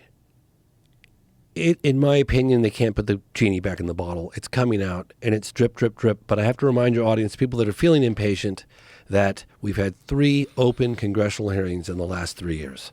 Yeah. We hadn't had any in over 50 years prior to that. It's definitely, even though it's still difficult to get information and figure out what's actually going on, there's way more open mainstream discussion of it. Way more. And it's frustrating at times. I get it. People are like, oh, well, why are all these people? Why can't they just say, why can't David Grush just tell us? Well, I can remind people that the DOD has stripped David Grush of his clearances and won't allow him to get into a SCIF. This is one of the things that I talked to this guy, Brian Benner, who appears in the movie at Politico, and he goes, if Congress finds out about it, one thing we know on the Hill is that you're going to find out about it. They can't keep a secret. It's going to leak. So they've been doing everything they can, I imagine it's the DOD, to prevent Grush from going into a SCIF with members of Congress to release and reveal the classified details necessary to verify his claims, okay? Have you been keeping this under wraps for 60-plus years or whatever they've been doing? Yeah. Would you really tell AOC? Would you really pull her aside and tell her? Well, I mean, any members of Congress with the proper clearances and feel like they want to have that information. I mean, you got nothing wrong with her. Yeah, I'm not even saying her. I'm just saying, just pick a young one. Well, you're going to give them all that information. Exactly. They don't want them to have that information. Right. There's no question about it. I mean, that's what I would imagine. That's probably why they won't let Grush get into a SCIF. So here's another thing I'd like to mention is that David Grush claims that he gave even a street address to the ICIG, which is Thomas Monheim. That's the Intelligence Community Inspector General. So I'm asking members of Congress to support all their efforts. Burchett, who's been amazing, regardless of what your politics, the guy's phenomenon. He's been really pushing for transparency. He's a super solid guy. You got Mace. You got Muskowski. What's his from Florida? Garcia from California. AOC, New York. Luna, and then of course you got the Senate side. You got Rubio, who I totally knows where this stuff is. Rounds. Schumer, and if you look at the NDAA, you can see the language in plain sight. I mean, it's phenomenal what's going on, and I think that our elected officials that are really pushing for transparency need to hear from us, need to hear from the citizens, and know that we support their efforts and that we have their backs, and continuing to push for transparency, to push to find out what the hell's going on. I mean, imagine if it's true. Imagine if we have spaceships and we have biologics bodies, okay? Mm-hmm. That is not just implications for the United States. That's global implications. I mean, the impacts, the ripple effect that would have around the world for that confirmation to happen. No doubt. It would be huge. Well, the human race deserves to know. It shouldn't be unelected officials and Defense Department people that know about this stuff. That's crazy. I totally agree. Unless... This is what I had a conversation with Ryan Graves yesterday. The way I would argue it, if I was a military person, I would say this is a national security interest. And we are trying to back engineer this stuff. We're not successful. If China steals our data, if Russia can back engineer one before, if Iran gets one before us, we're fucked.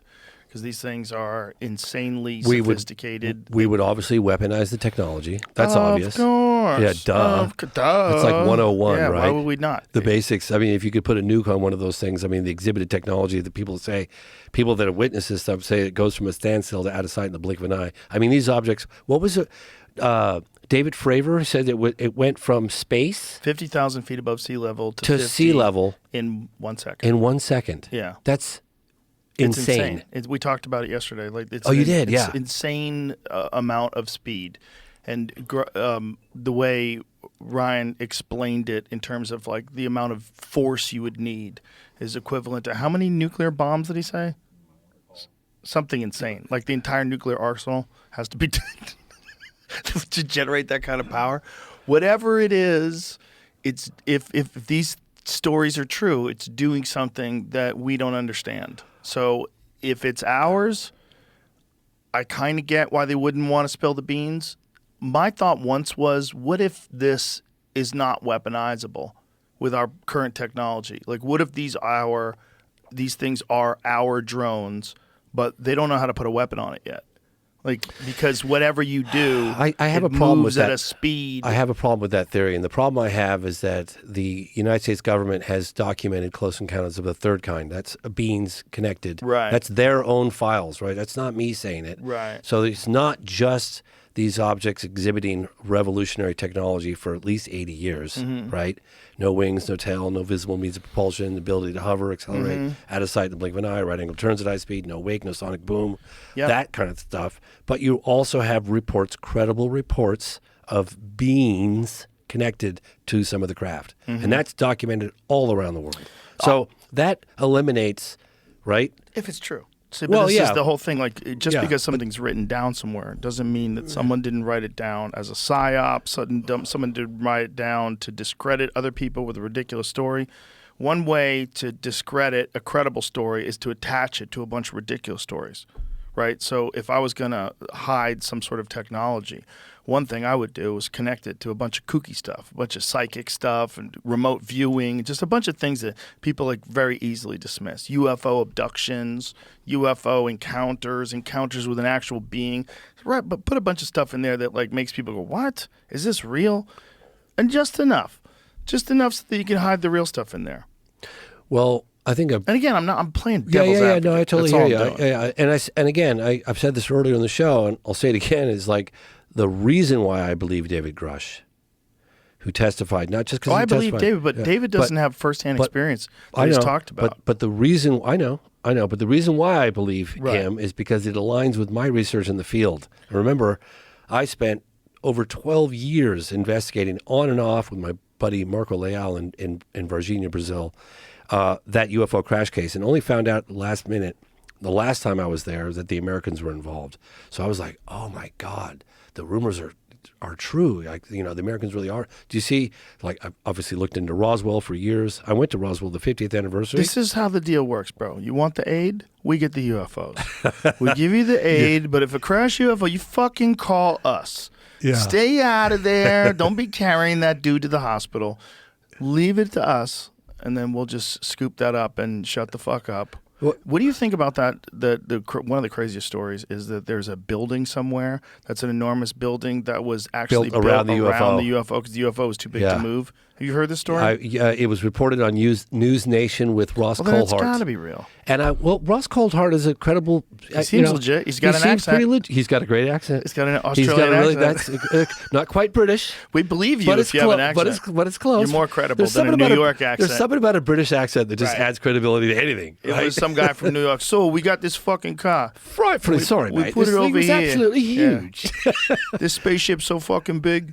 We gotta build a building around it. But they talked about it. Now here's what is this building, and where is it supposed to be? I don't know. You're holding it back. No, you I really don't know. This? Nope. I have a little bit, but I don't have the same connections on that. But I'll tell you a case that I do think needs to get looked into. Oh, you're gonna move us around? Yeah. Because this is one that but this is a craft. He's a government agent. No. This guy. So he's trying to. So there's a memo in the program that was through the DOPSR process was released. Unfortunately, some of the names are redacted. Christopher Mellon obtained it, It was from correspondence he had with a high-level government official back in 2020. It just got approved for release, I don't know, maybe a year ago. It's featured in the doc. And in it has the names of not just the gatekeeper, but other people who found the gatekeeper to the crash retrieval program. I'm told that unredacted versions of that have been handed to select members of Congress and people that are investigating in an official capacity for the government. But in it, they specifically mention a case, not crash, a landed case that happened in 1953 at Kingman, Arizona. So I made some inquiries with aerospace folks that I've been meeting with quietly, and I'm like, what's this case that you guys keep talking about with the Kingman, Arizona? They're like, oh, it was like they just landed and left. I was like, well, how do you know they what do you mean landed and left? And they're like, well, the doors were open and nobody home, and they walked off. I said, you mean somebody just flew this thing down, it landed on the ground in the desert in Kingman, Arizona in 1953, and they left the doors open and left, and they were like, yep, that's pretty much what happened. So they left the craft there. Somebody they flew it down and left a craft on the ground. I was told that, and I wouldn't be repeating this if I didn't think there was some serious credibility to it, but apparently it was. And well, doesn't that align with how Diana Pasulka and Gary Nolan have started describing these things as donations? Well, the individual that I talked to was so funny because this individual was like, not a scratch. And I go, not a scratch? What? Not a scratch? Not a scratch on the... No, it was perfect. Didn't have a scratch. I was like, oh my gosh. This sounds like somebody who's more than just heard about this. But one of the aspects of it didn't have a scratch on it. So I think that's a case that I think that people should definitely the first-hand witness said it didn't have a scratch? I don't know if it was the way they described it. This is the problem. This is the problem I have with all this stuff. But here's the thing. If you were Travis Walton... Yes. Okay. Love that guy. I love that guy too. Fascinating story. I really enjoyed. We got a bobblehead. That's a Travis Walton bobblehead. Oh no way! Oh, yes way. Gosh. I got it from Travis. That's him staring at the sky. Oh my gosh! When he was a young man. I went to the location. That's a remote spot. I'm interested in that because that's a first-hand witness. Yes. Right. That's a guy. Yes. He's explaining his bizarre experience. He's told the same story. No question. For whatever 50, 60 Forever. years, whatever the hell it's been. 1975. Whatever it was since he got abducted. Almost 50 years.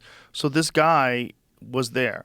That was his story. I'm interested in that. When I hear a guy told a guy that this is what happened and this is how he described it, I'm like, super frustrating. So talking to Jay Sands. Yes, first-hander. Again, first-hand was like, what the fuck are you saying? Yeah, face-to-face, yes. Tell me what it was doing. What did it look like? Yeah, he said he thought it was an adolescent, too. He didn't think that it was a full-grown one. He thought it was young. Well, he's got an illustration of it in the documentary, and I tell you, it's one of the crazy. I remember after Can you imagine? I know. I was like, if this is true, I was like, this is crazy. Did you imagine face-to-face, being I said, how close that person? Now, this is something that we didn't reveal in the documentary. It was really funny. He thought that this individual was suffering from frostbite or what's that when you get really cold? Hypothermia. Yeah. Skin had a blue tint to it. So he took his jacket off and he very insistently put the jacket on this individual because he was thinking this person's really, really cold. It's been out in the desert, probably had a plane crash or whatever. Right.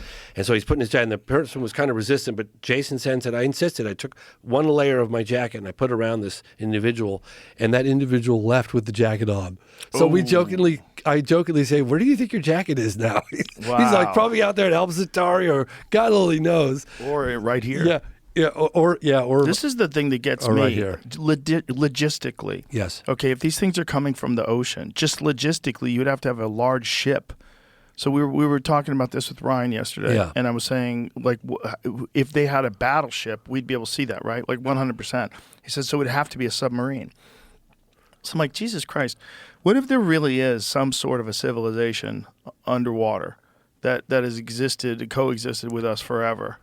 Did you hear about the testimony by Rear Admiral Tim Gallaudet just recently in Congress? Is this the one where the thing's moving underwater at 500 knots? Yes. He's reporting. Explain it to people what he said. I don't have all that. You just can look what you it up. Remember. Yeah, what I can remember basically is confirming that we have objects that are exhibiting a technology underwater that defies any conventional explanation. Things that are just virtually impossible, like so much faster than the fastest submarine or anything like that.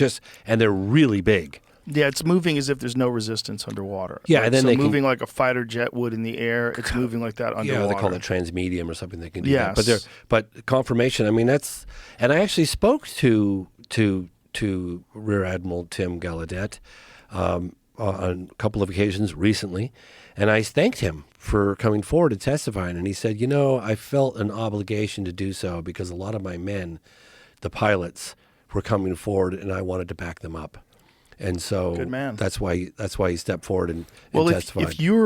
if you're coming here from somewhere else and you wanted to hide in plain sight, you would hide in the ocean, especially if you have the technology to like completely negate any of the effects of the water and the pressure. At least explore this place on Earth. Yeah, we can't get to it. We don't have the technology to get. They know we don't. They know it's really hard to get a submarine out to wherever the fuck they would be. What's his name? Went to the bottom of the Mariana Trench. Cameron by He's a wild himself. boy. I would never do that. He's a wild boy. Yeah, Isn't that's that like 35,000 feet down? How it's far is something it? bizarre like that. I mean, that's those poor Would folks. you go down in a submarine by yourself? No, definitely Hell not no. a homemade one like the one those people died in. Yeah, but there was another thing about that case when the people went down in that submarine. Apparently, I guess it's the Navy has some sort of very sophisticated underwater audio sensors. And they heard the implosion, and they knew about it like immediately. And didn't report on it. Well, I mean, I think the problem with reporting on it is that you have to report on your technology now. So I don't even know if this has been confirmed, but this is what I had heard. Methods and means or... Well, it's got to be top secret. Like, it's got to be one of those things where if you're going to reveal that you heard that, you have to have clearance to do it. You probably have to run it up the ladder. One of the reasons why we know about overhead satellite imagery of UAP is because of Ratcliffe, who was former head of ODNI. And he came forward, and I remember it's funny actually because it was classified, and Christopher Mellon participated in this latest production with me because of Ratcliffe revealing it on Fox News. And Ratcliffe basically says, yeah, we have overhead collection satellite data of UAP that are pretty fucking far out. And that happened. So they're talking about this. But getting back to your point, because I know you said you were frustrated. You're like, oh, yeah, it's just another anecdotal piece of evidence, a piece of testimony, third party, not firsthand. I'm not saying I'm frustrated. No. What I'm saying is I totally agree with you. I'm frustrated. As somebody who's been chasing this story for 30 years, I, too, want access to the better, more compelling data. That's why I chased after that photograph I just shared with you earlier on for as long as I did, because I hear about something and I go after it. But I want to remind your audience, you can't go after something without knowing that it exists.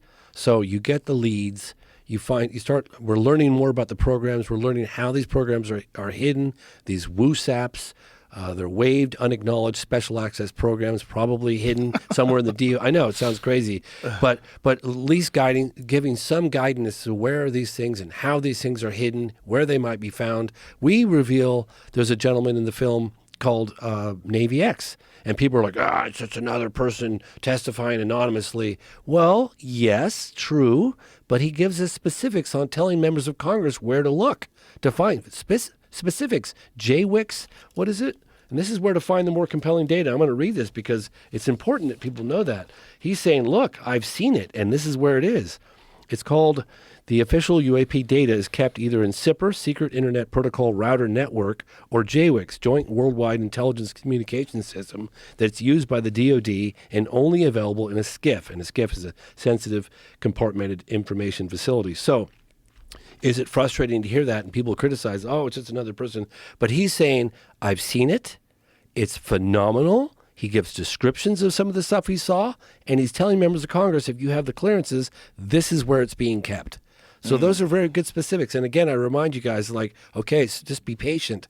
This is not a 100-yard dash. We're running a marathon right now. An we need to ultra be patient. We are. I want to get back to what I was talking about earlier. Logistically, No, I'm kidding. If you're letting something go from the ocean, yes. If you're flying it out of the ocean, logistically, you would have to have some sort of a large craft out there that's going to house these things, or it's going to launch from, right? Yeah. If it is actually coming from the ocean. Oh, you see, the drones you're talking about right now. Right. Yes. So either they're ours, and if there are ours, how do they hide the fact that there's a battleship out there?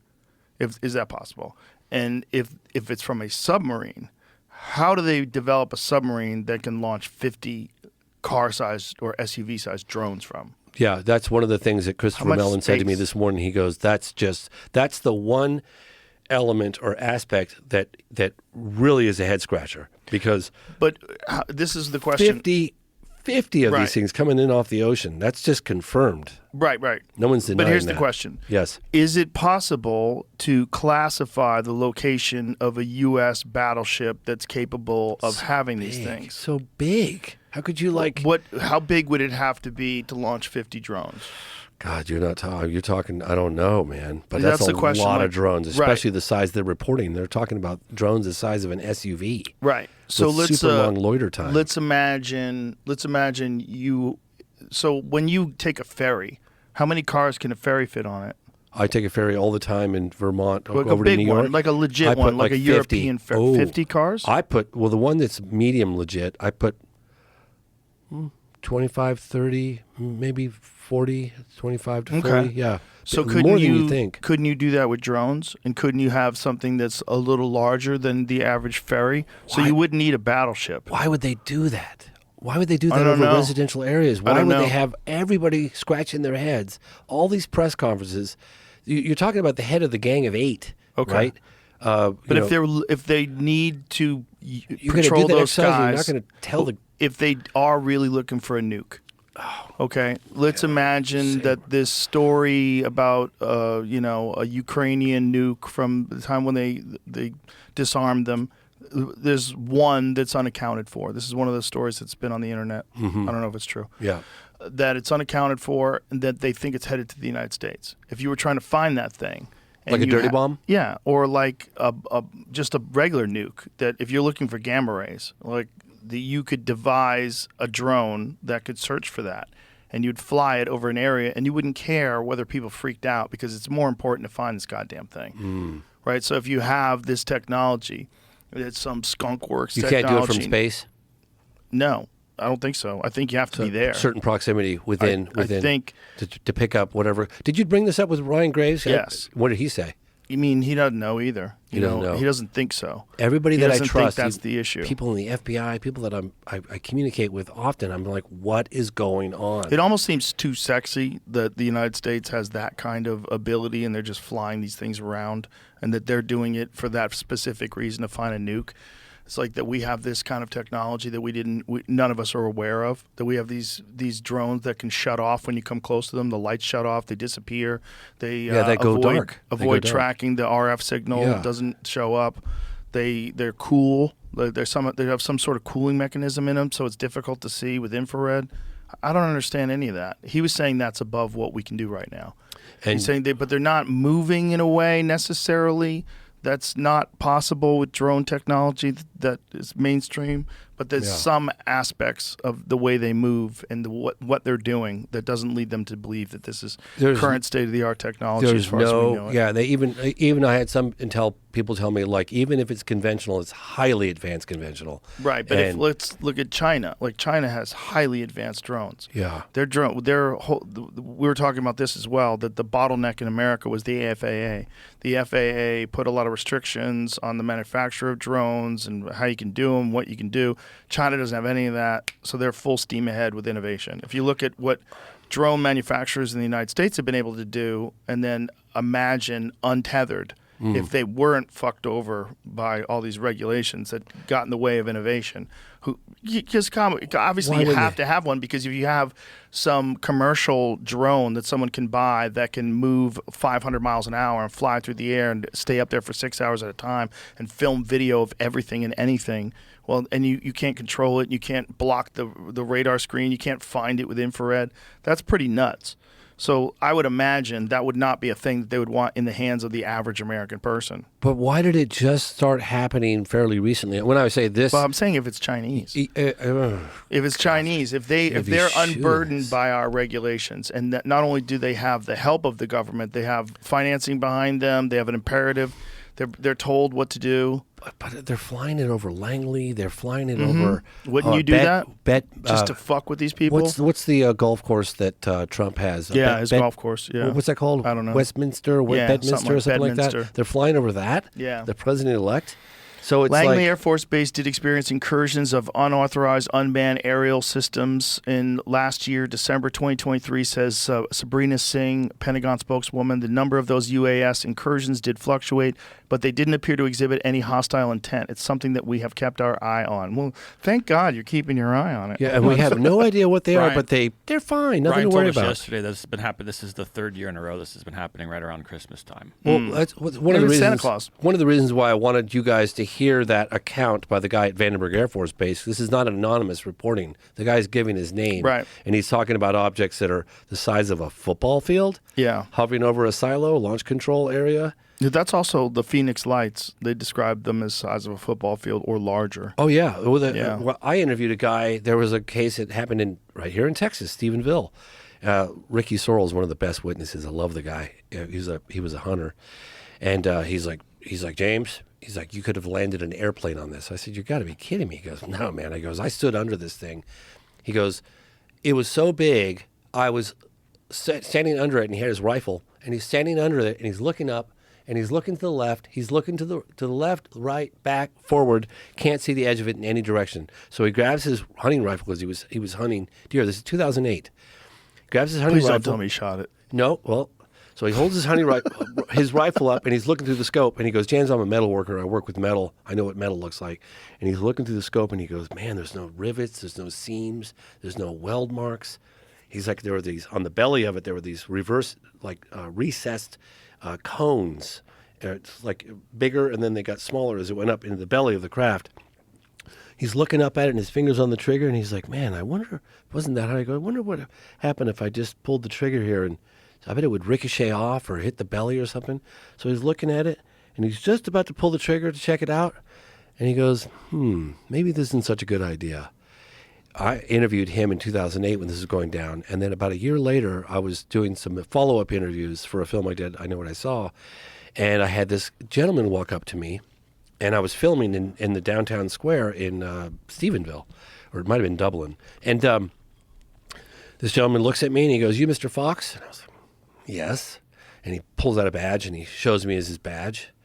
And he's like, can I talk to you for a minute? I'm Officer so-and-so. And I was like, Jesus Christ, what the hell did I do? And I say, yeah, sure. And we walk off to a cafe, and he goes, he's looking at, he had his back to the wall in the cafe so he could see everybody coming in. He was really paranoid. And he said, you know Ricky Sorrells? I said, yeah. And he goes, that guy's telling the truth. I said, how do you know? He goes, because the whole police department saw it. I can't remember if it was Dublin Police Department or Stephenville. I think it was Dublin, Police Department. He goes, yeah, man, he said we were sitting over our patrol cars, and this object was like a floating department store. I mean, it was absolutely colossal, like a city. Took out my radar gun, pointed at it, and it was doing 22 miles an hour. And then he said it drifted off, and one of the officers, and I don't remember the name of the gentleman, took his dash cam, and he flipped it up, and he filmed it. And apparently one of the biggest mistakes this individual made, this police officer made, was that he didn't make a copy of it because the local Air Force base requested that film footage and got it. And so I've been telling people to go after that stuff exists. But my point is, this object was so big, people claim, the first-hand witnesses, that you could have landed an airplane on it. Yeah. I mean, that? What is that? What is that? What happens if you that see that? That's the thing. Like, if you see that, do you even tell people? You sound like a kook. Yeah, like well, if I saw it, if I was outside in the desert, yeah, and I was just chilling, and something so big that I couldn't see the edges of it, flew overhead, I don't know what I'd say. He said when it took off, it was like this. He goes, James, and Ricky didn't want to give me an on-camera interview for the longest time. He said, I'm not coming forward. I'm not going to do it. I'm not going public. I worked on him for 8 months. Finally, I got the green light. I flew back out to Texas, got him on camera, put him in the movie. But he said when it took off, it went from this, a complete standstill, and it went straight up, like at a slight angle, but straight up and gone. He goes, James, I said, describe the acceleration. He goes, yeah, well, I'll tell you, the best way I can describe it is that had I blinked, I would have missed it. That's how fast it took off. So it went from here, like that. He had helicopters hovering over his, I know this sounds crazy. People are going to be like, oh, this big, but he had helicopters flying over his property for a while, right around the time that I was trying to get him to go on camera. He came out in his underwear and his shotgun late at night with his helicopter spotlighting him up, and he ended up calling the local Air Force base and said, "Stop flying over my house at night." And they said, "We suggest you stop talking about what you saw." And so he was kind of spooked. And about 8 months later, he finally decided that he was going to go public with the story. But, everything to lose, nothing to gain. You get this countless reports of these cases, and they're around the world, right? It's not just the United States. I've demonstrated that time and time again. But there's more of them in the United States than anywhere else, right? Well, I mean, one of my favorite cases, Rua, Zimbabwe. That's an amazing case. Right. But there's more sightings in the United States than anywhere else, right? Seems to be an attraction, almost like a moth to a flame with nukes. Somehow they're interested in our nuclear capabilities. And I remember interviewing Robert Salas, who was a launch control officer, who described this whole event at Malmstrom Air Force Base in the 60s, where these UFOs were witnessed on the base, and then all their Minuteman missiles started getting shut down. And I remember saying to him, like, well, what's your take on that? Like, what kind of, and he goes, and I realized why this individual was a launch control officer, because he was so measured and so calm and so cool. And he goes, well, James, the message I got was kind of clear. It's almost like taking matches out of the hands of a baby about the nukes. Yeah. Yeah. So, with the phenomenon, you look at what they do, right? And that says some things. They've done some pretty brazen events, right, over the decades. But you also look at what they don't do. Because if the phenomenon wanted to end this, secrecy once and for all they'd have to do is hover over the Macy's Day Parade or the next big Super Bowl, and it's game over. They don't do that. They've done some pretty brazen things, right? I mean, a case in point, March 13th, 97, over the state of Arizona, including the governor, Fife Simon, witnessed that massive, there were a number of UFOs witnessed, but the main one, was this big boomerang-shaped craft, and even the governor said it must have been at least a mile across from wingtip to wingtip that floated. And I actually interviewed people that worked at Luke Air Force Base at the time, and they said that they scrambled jets to intercept this thing. And I interviewed a number of people that saw that craft. I mean, that stood that lied down in their lawns and watched it float over the top of them. And apparently, according to this individual that I met in the late 90s at Luke Air Force Base, they scrambled a military jet to intercept this thing. He came up on it, could have landed on the damn thing. It was so big. And it went from moving very, very slowly to accelerating like warp drive. Boom, just gone. When the jet came back to the base, Luke Air Force Base, they had to carry him out of the plane, I'm told, because he was so shaken by what he saw. Yeah, I can imagine you wouldn't handle that well. Can you imagine having to keep that secret? No. Can you imagine, could you imagine taking the governor ultimate... had to lie, right? The governor had to, stand up with a guy in dressed in an alien suit. Yeah, an alien Fife costume. Simonton. Yeah. And I hammered him on that one. Well, then afterwards, once he left office, then he talked about it. Yes. And he talked about seeing it. Yes. Yeah. I wonder why he had to do that, though. So I interviewed him. I was the one that got him to break his silence after 10 years. And he told me, and I don't necessarily know that I fully believe it, but he told, because initially when it happened in March, and remember, the vast majority of people were out under the night sky to get a glimpse of the Hale-Bopp comet. So it was witnessed all the way across the state of Arizona and even in Nevada, southern Nevada. And there he is. Fife told me that it was growing hysteria. But initially he had set out and he said, we're going to find out. I'm contacting Luke Air Force Base, reached out to the Pentagon and all these various services, and we're going to get to the bottom of it. And then, I don't know how much longer it was. Was it later that day or was it the next day? He had an unscheduled press conference, and that's when he had his aides dressed up in an alien suit and made a mockery of it all. And I can assure you, pissed the hell off his constituents and the witnesses all across the state of Arizona. They were furious. And I confronted him on that 10 years after the fact because I was pissed off. I was investigating that case when it happened in the 90s. And I interviewed a lot of really good witnesses. And he said the reason why he did it was because of growing hysteria, that he wanted to calm down the hysteria. But did he get a phone call just saying, hey, kill this story? I lean in that direction, but he's never, even when we're having cocktails together, he's never confessed that happened. But it was awfully suspicious the way it all went down. It's a little weird, especially considering he actually saw it. That could have been a turning point in the UFO phenomenon reporting, era, right? Mm-hmm. Like suddenly you get this massive sighting, which would happen today. We would have been covered by everybody's phones and whatever. Mm-hmm. But if the governor had come forward and said, "Yeah, we need to figure out what that thing is. I'm a former captain in the Air Force. I'm a pilot, and I saw it. And I don't know what the hell that thing was." Is there any footage of the actual thing, the triangle boomerang looking thing? There's some footage floating around, and I featured some, and I know what I saw. You got an object in the night sky with lights that. And at the time, in 2009, I did some kind of enhancement. I'm sure the software is a lot better nowadays. Of it looks like a big. I can draw it like a boomerang. Yeah, but more angular. It was like this, like this. And my drawings are terrible. Like that. Look up at the screen. Yeah, kind of like that. Yeah. Mm-hmm. Yep. And so that image in the far left, that's it right there, right? Yeah, and here's something that kind of throws off the trail here because, the object came down of the state of Arizona. It went from north to south. Is that legit? On the right there? Yeah. I honestly, I can't say. I'd have to really do a deep dive into it, but let me tell you what happened because this is brilliant. So what happened was you got this massive object from around 5:30 at night in the southern Nevada, and then it drifts down very slowly across the entire, from north to south, across the entire state of Arizona. And right around 7:30, 8:30, the Barry Goldwater mountain range, which is the direction it was heading in, the military decides to drop a bunch of flares.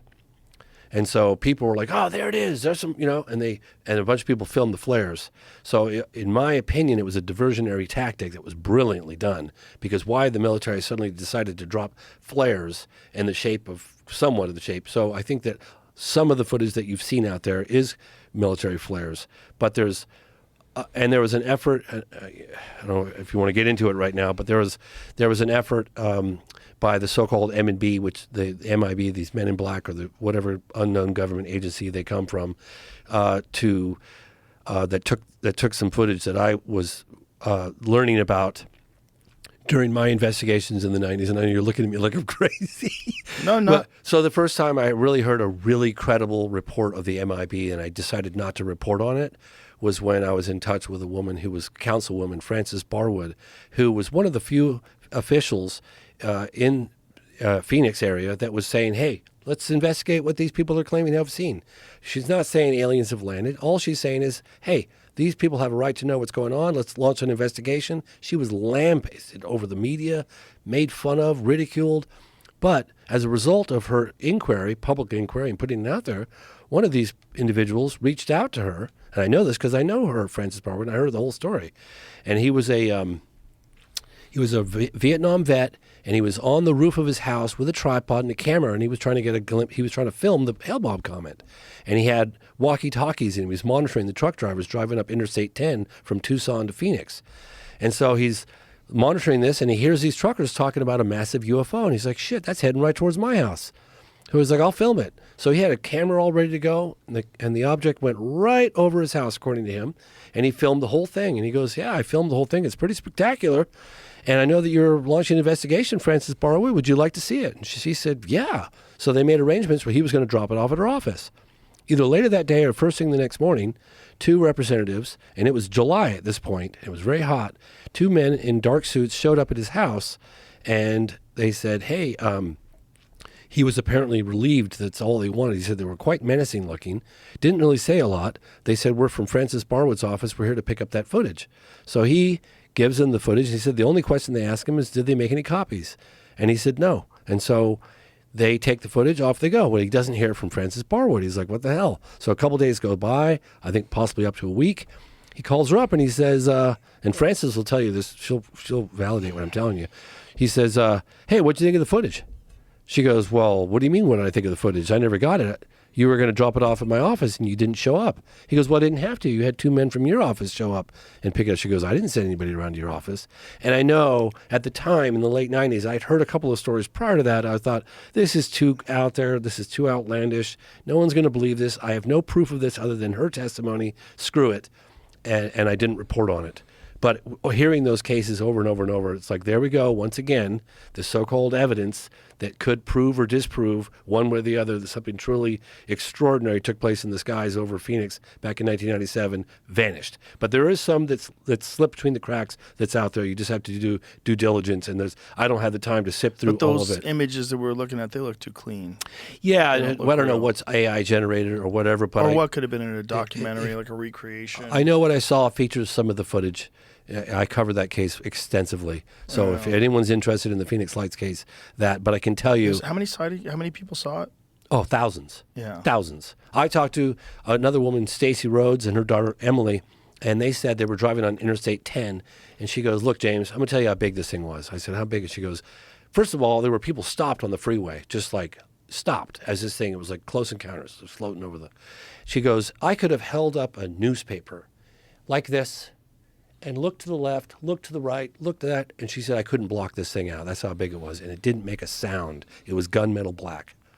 It was witnessed by a lot of people. That's what I say. There's some events that have happened over the decades that are pretty brazen, and that's one of them. Hudson Valley is pretty brazen as well. I just wish I knew if it was true.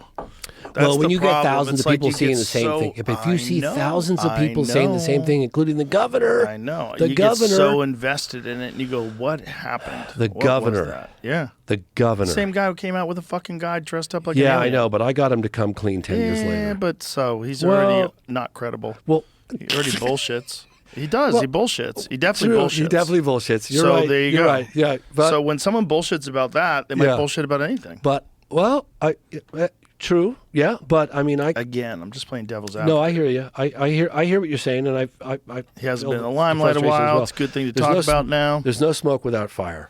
There is so much evidence in terms of eyewitness testimony and radar. Some photographic, not as much as we'd like, that something truly inexplicable is taking place in our airspace, right? For sure. Something that, after careful examination, something that, not because of a lack of data in some instances, but that after careful analysis and research, investigation, that comes out the other end and says, I can't explain this, this is going to have to be one of those unknowns or...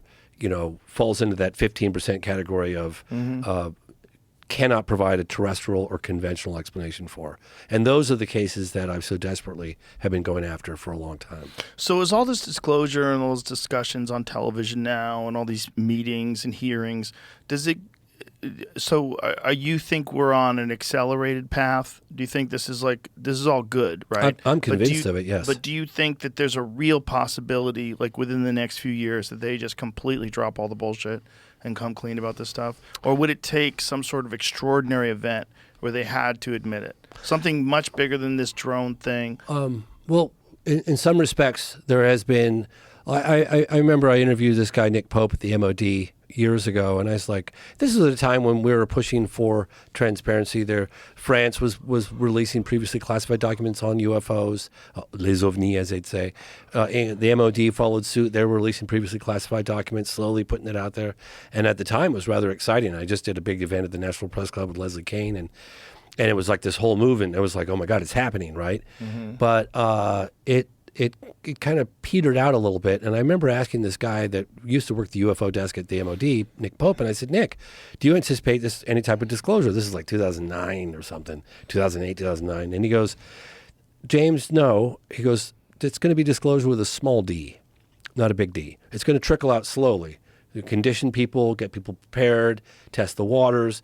One of the things that we explore in the program, and I'd never done that, is the politics of disclosure. It's a far more complex. Let's just suspend judgment for a moment and assume that it's real, okay? That there really is an NHI, or non-human intelligence aspect to the phenomenon, right? Let's just suggest that's real. Now, how do you disclose that to the general public? What about the impacts on organized religion? What about the impacts on financial institutions? What about the fact that we'd have to confess that we don't have full control over this? I mean, Those are real considerations. And it's not just the United States, right? This involves the planet. This involves all the humanity. I wanted to ask you about this. Do you see what I'm saying? Like, yeah. Oh, I do. It's I more I totally understand more it. complex than you think. Oh, I totally get that. How does Russia handle these things? How does China handle these things? Well, there was a case in China that happened in 1994, right around the time of Rua, Zimbabwe, also in 1994, called Mengjiao Gua. And it happened in the Black Mountains, and it was a landing, alleged contact, close to kind of the third kind. It's funny because it happened right at the same time of Africa, similar message that was conveyed. I went to China. I met with an active general in uniform, talked openly about the UFO phenomenon. Mm-hmm. They were pretty open. I went to Russia in the late 90s, and that was right before Putin. It was right around the time when Putin was coming in, and that was a period of openness. And I went to Star City, Russia. I interviewed a cosmonaut, Pavel Popovich, a number of generals, and they were very open about it. In fact, they said to me at the time, if you're here to discuss whether or not the UFO phenomenon is real, the door's right over there. We're here to create an international coalition, an international exchange of information, and to talk about the implications of the phenomenon, which I thought was amazing. This is like 25 years ago, right? So now, I don't know if things have changed since Putin's been in office, but that was back in the late 90s. I mean, there've been congressional hearings in Brazil. Mm-hmm. There's been an effort. I mean, shit, they had hearings back in 1978 at United Nations that Lee Spiegel put on. So there's been an ongoing effort for this stuff to come out. I just think it's different this time. To me, it feels like they're not gonna. There's too much momentum behind it at this point, and there's so much legislation that's written. It's too much that's come out, and it's too important. Look, whether you believe it or you don't believe it, if you can just imagine for a moment, if it is true, and if the U.S. government does in fact have irrefutable evidence that we're not alone in the universe, that's so significant that we all have a right to that information, and that we should continue to support this unprecedented push for transparency with our elected officials and get to the fucking bottom of it. Why not? Everybody agrees. Right? Yeah, I think everybody agrees. I think the general public, no one's going to disagree with you about that. Yeah, and the new administration's coming in. There's, there's Ratcliffe and Rubio. I'm telling you, Rubio knows a lot. I know that. How do you know he knows? Because I've talked to people that have debriefed him and been in the room with him during first. You haven't talked to him? No, I have not. No, I have not. But I talked to people that were in the room when he was being briefed from first-handers. I'm told that there were, I'm going to say right around 12 first-hand people that have had behind closed doors meetings, first-hand people that are concerned about their secrecy, concerned about their safety, concerned about the implications of them coming forward and going public. That they don't quite have. And this comes from very good source of information, that the witness protection program and the legislation that they've created around that is not quite there yet. It's getting closer. They need to continue to work on that. You don't mean like witness protections program, like put them in whistleblowers. hiding. They have whistleblower protection. I'm so sorry. I meant to say that. Yeah. Excuse me. Yeah. Whistleblower protection is not quite in place. One of the things I really wanted to mention is that there is a gentleman, a young man who's 30 and he feels like he's old. His name is Jesse Michaels, and he's got this new show called American Alchemy. It's a couple years old. Why does he feel like he's old? Because, when you're 30, you feel like you're old. Really? Well, I did. When I turned 30, I was like, I'm 30, because just 10 years earlier, I was almost 19, right? Mm-hmm. Or 11 years earlier, I was 19. Right. You go from a teenager to suddenly you're 30, you always think like 30. And I was talking to him not too long ago, Jesse, and I said, he's like, yeah, I feel a little old. I was like, dude, you are just getting into your prime, baby. This is rock and roll time. But I really wanted to, this is a guy who's young.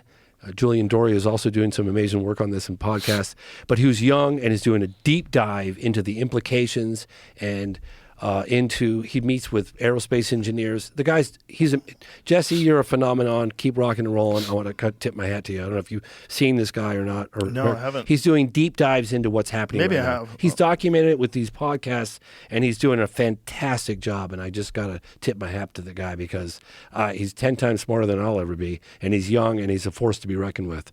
And he's answering all the questions that you and I are exploring, all these issues that you and I are talking about. Well, I'm glad there's people out there pushing it, and I'm glad there's guys like Grush that are sticking their neck out, and guys like you who are making documentaries about it. It's the subject is much more open to discussion, like I was saying, amongst serious people. Yes. Where it didn't used to be before. And now I think with this drone thing, I think there's so many people that are going, okay, even if they're ours or they're China's or they're what's going on? Yeah. Like, why are there so many of them? What are the answers, and why can't you tell us? Is it because they're searching for a nuke? Jesus Christ, maybe you should warn people and get the fuck out of here. Is that really what's going on? Like, if it's not, what is going on? And if it's not ours, what are they? And how come you can't track them? How come, like, what kind of... Very bizarre. It doesn't even make sense. It's very, It doesn't very make bizarre. sense when you think of the capabilities of the United States military. It doesn't make any sense. They can't figure out what's going on. I think what Trump said is probably correct, that the government knows. They know what's happening, and they don't want to tell people. Why wouldn't he know? He could tell us. Why wouldn't he tell us? I don't think he knows yet. I don't think until he gets into office. He gave a speech about it at Mar-a-Lago. I saw that. But did he say? Well, let's watch it. We'll watch it. Yeah, pull the speech up. Yeah, because I'm wondering if he. Yeah, well, we're about to find out. Yeah, essentially, he was saying that he knows that the government knows what's going on, and they're not telling us. So and that means they're not telling him. So they're not telling him. No, I don't think until you get into office, you're not the president, right? So he's the president elect. I don't know what kind of clearances that he has. Yeah, I don't understand how that works. God, I'd be very curious to know what he knows. Right, especially with this. Like, who do you even ask? Like, who is the person that can lay out the information? Like, which department, which agency? Yeah, Let's right. hear And it seems like they're so compartmentalized. What about the fear here at home of the drones? Good to see you. Thank you. Good to see you. Good to see you. Can you comment on the drones that are flying around New Jersey and ports? It seems like the American people have a big disconnect. The government knows what is happening. Look, our military knows where they took off from.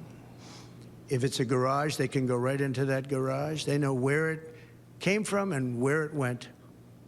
And for some reason, they don't want to comment. And I think they'd be better off saying what it is. Our military knows, and our president knows. Our president knows. And for some reason, they want to keep people in suspense. I can't imagine it's the enemy, because if it was the enemy, they'd blast it out. Even if they were late, they'd blast it.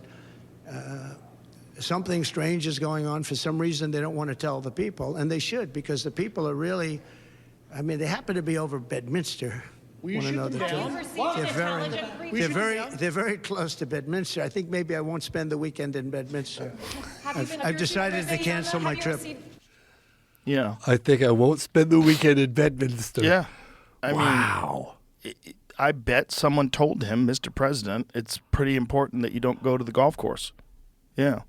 God, that's so crazy. Yeah. Hey, so what does that mean? I gotta, if you don't mind, I was contacted. I went to this. Are you going to switch subjects? Well, no. This is all about exactly what we're talking about. This is something that I really need to put out there because it's very important. Okay. And it's an unprecedented effort spearheaded by this woman, Andrea, who runs a number of communities on Reddit.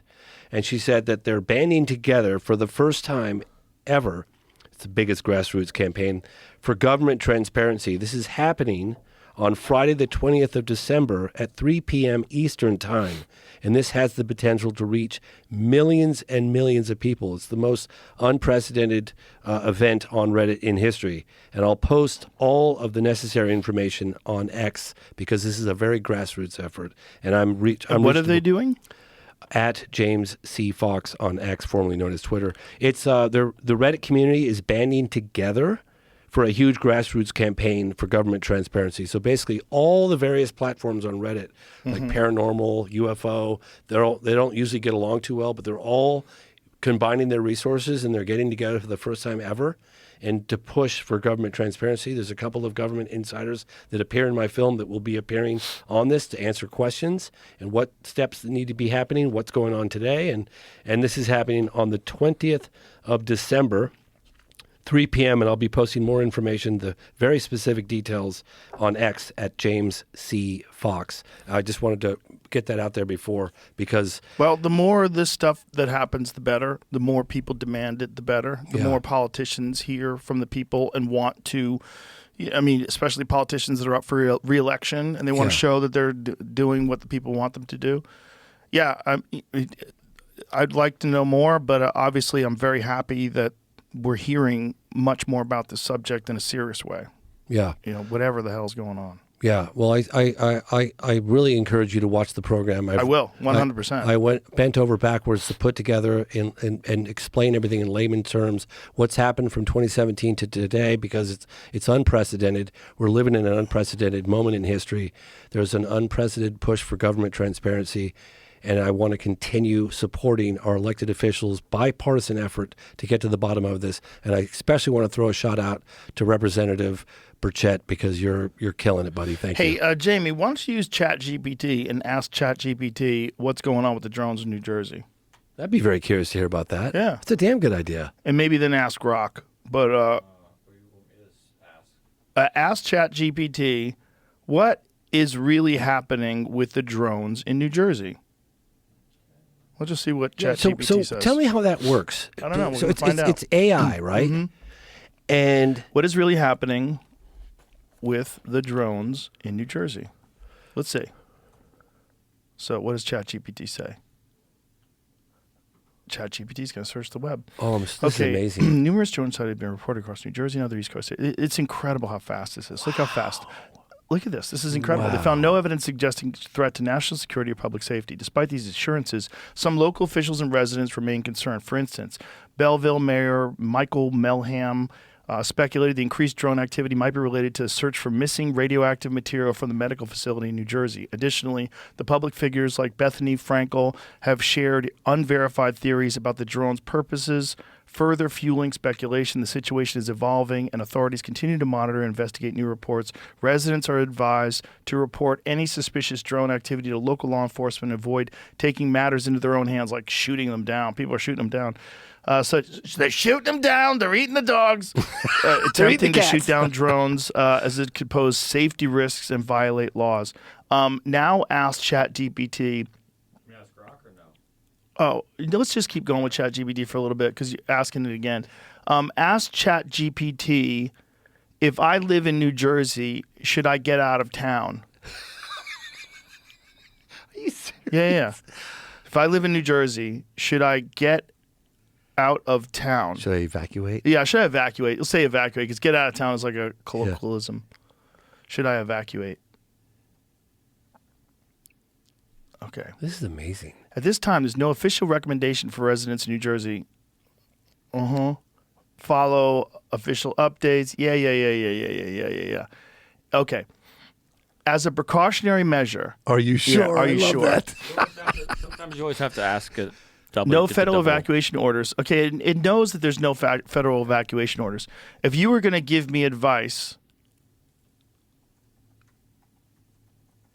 would you tell me to leave the East Coast?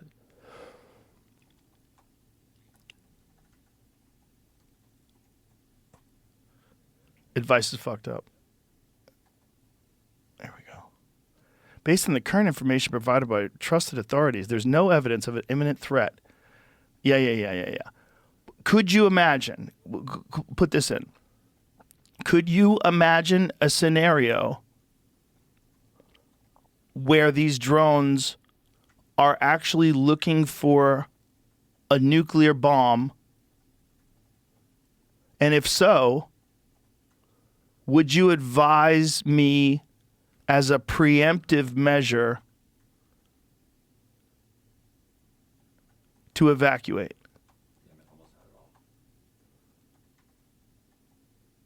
I type so much worse when people are watching. I'm so impressed at how well he's typing. Actually, I really am. While it's possible to imagine scenarios involving drones searching for dangerous materials, such as a nuclear bomb, there's no verified information suggesting such an extreme situation. Yeah. So how about this? Type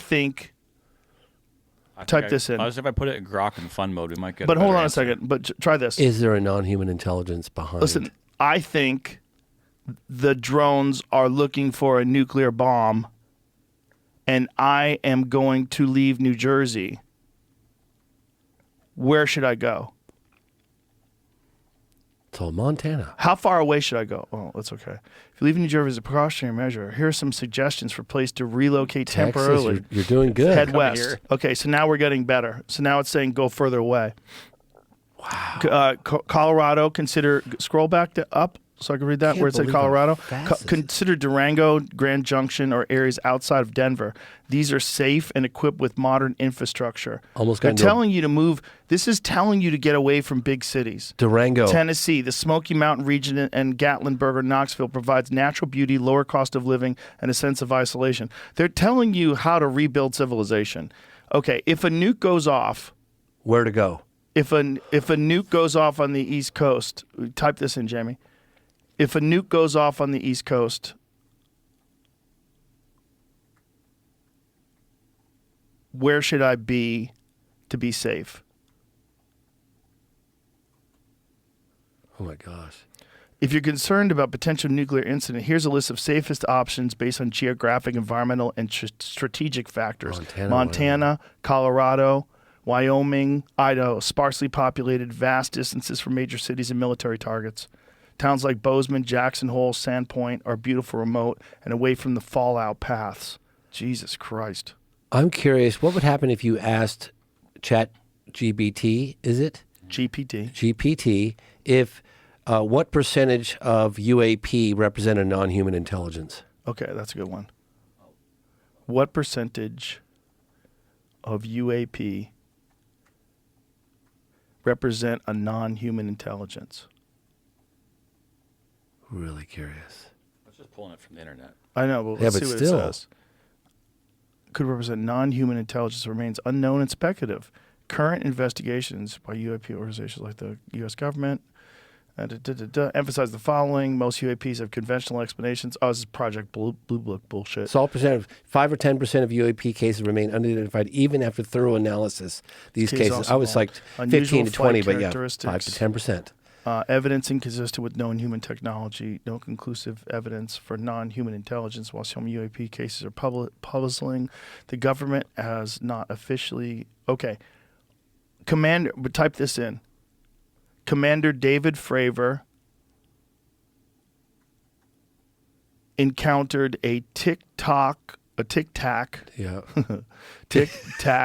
shaped craft in 2005. Well, 2004. 2003. Okay, 2003. That defied our understanding of known physics. Period. What do you think he saw? Wow. 2004 I'm sorry. Encounter with Tic Tac shaped craft remains one of the most compelling and well-documented UAP cases in modern history. Key details of the encounter. Craft describes smooth, white, oblong, resembling a Tic Tac, no visible propulsion, wings or exhaust, displayed extraordinary flight characteristics, accelerated instantly from a hovering position, descended from 80,000 feet to near sea level in seconds. Fravor reported the object mimicked his movements during their engagement and then vanished at extreme speed. It's possible the craft was an ultra-secret military project, either U.S.-based experimental aerospace technology, or developed by another nation. However, the extreme flight performance raises doubts. Such advanced technology would suggest a significant leap beyond publicly known capabilities, which is inconsistent with current engineering limits. Sensor anomaly or perception issues. I asked the heads of Aero if they could explain that one, and they said no. No, type this in. It's a really good case. If all accounts of the capabilities of the Tic Tac craft are true, what are the possibilities that it came from another planet?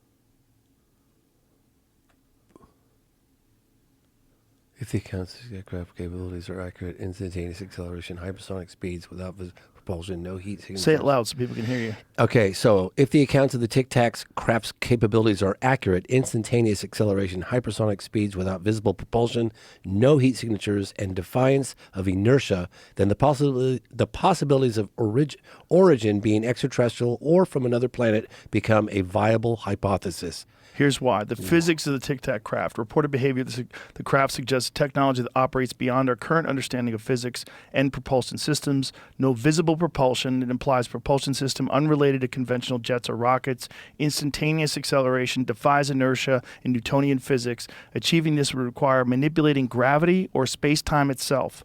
Silent operation, no sonic booms despite hypersonic speeds, points to a technology that likely eliminates air resistance, such as surrounding itself in an electromagnetic field or bubble. This level of technological advancement far surpasses anything developed on Earth. If true, such capabilities would suggest a highly advanced civilization, perhaps thousands or millions of years ahead of us scientifically. If true, where do you think it came from? And Type this was 20 years ago. The more that it had to say. I know, but if true, where do you think it came from? How about this? It's still typing. It's still typing. Wow. Jesus Christ. Giving you that Final answer here. thoughts. Look at that. It's writing a whole turn paper on this. It's amazing how fast it does it, too.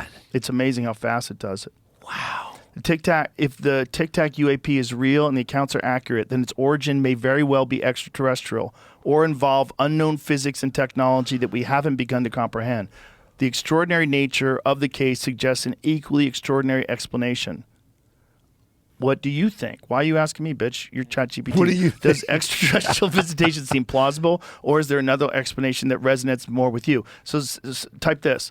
I believe it seems plausible that they are extraterrestrial in nature.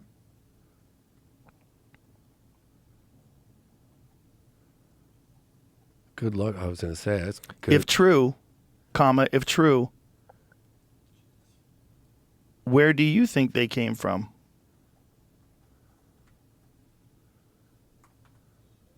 Let's see.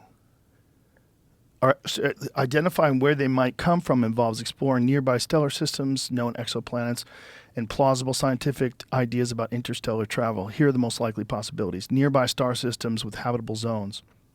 Alpha Centauri system, 4.37 light years away, the closest star system to Earth. Proxima Centauri, potentially habitable planet, exoplanet orbiting Proxima Centauri within a habitable zone. If life developed there, it might be technologically advanced enough for interstellar exploration. Bernard, so it's giving me a list of all the potential different possibilities, possible star systems. Wow. This one's only 39 light years away. What was the closest one? Alpha Centauri was that? Was that 4 light years or something? I don't know. Scroll back up. Scroll back up a little bit. I said 3.9. 3.9 million. 4.3. Alpha Centauri, 4.3 light years pretty away. close. Wow. But here's the crazy part. Pretty close. You remember the twin paradox theory? They say that if you get like 2 twins, right, as kids, say one's 10, they're both 10, right, and you put one in a spaceship that travels the speed of light for 1 year, he would come back with an atomic clock on board that spacecraft a year older. He'd be 11, and his brother would be an old man. I can't wrap my mind around that. Right. But they say it's pretty much fact. But that's speed, right? I think what we're talking about is different than speed. I think it's instantaneous relocation.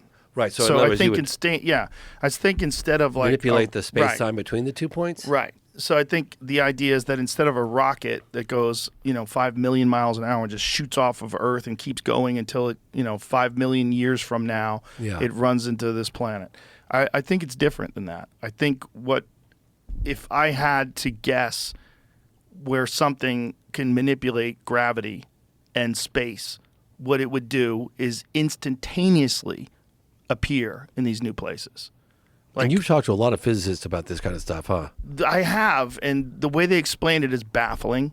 And Bob Lazar's version of it is baffling because Bob Lazar's version of it that he told in 1989 kind of makes sense when you talk to people that are trying to develop some sort of a gravity or a warp drive. Right. And the way Bob Lazar explained it is that this element, when bombarded with radiation, creates this, I'm really butchering it for sure, creates some sort of a gravity field that allows it, the way he described it, like if you took a mattress, a very soft mattress, and put a very heavy bowling ball in the middle of the mattress, it pushes the mattress down to that area, and that this like folds time. Right, so you go from here to here, but when you stretch it down, suddenly those 2 points connect. It folds it, yeah. Right. And so wherever it is, wow. It's here. So it's not like it's going a million light years. So it's a malleable. Million light years an hour. Yeah. Space is malleable. Exactly. It's just...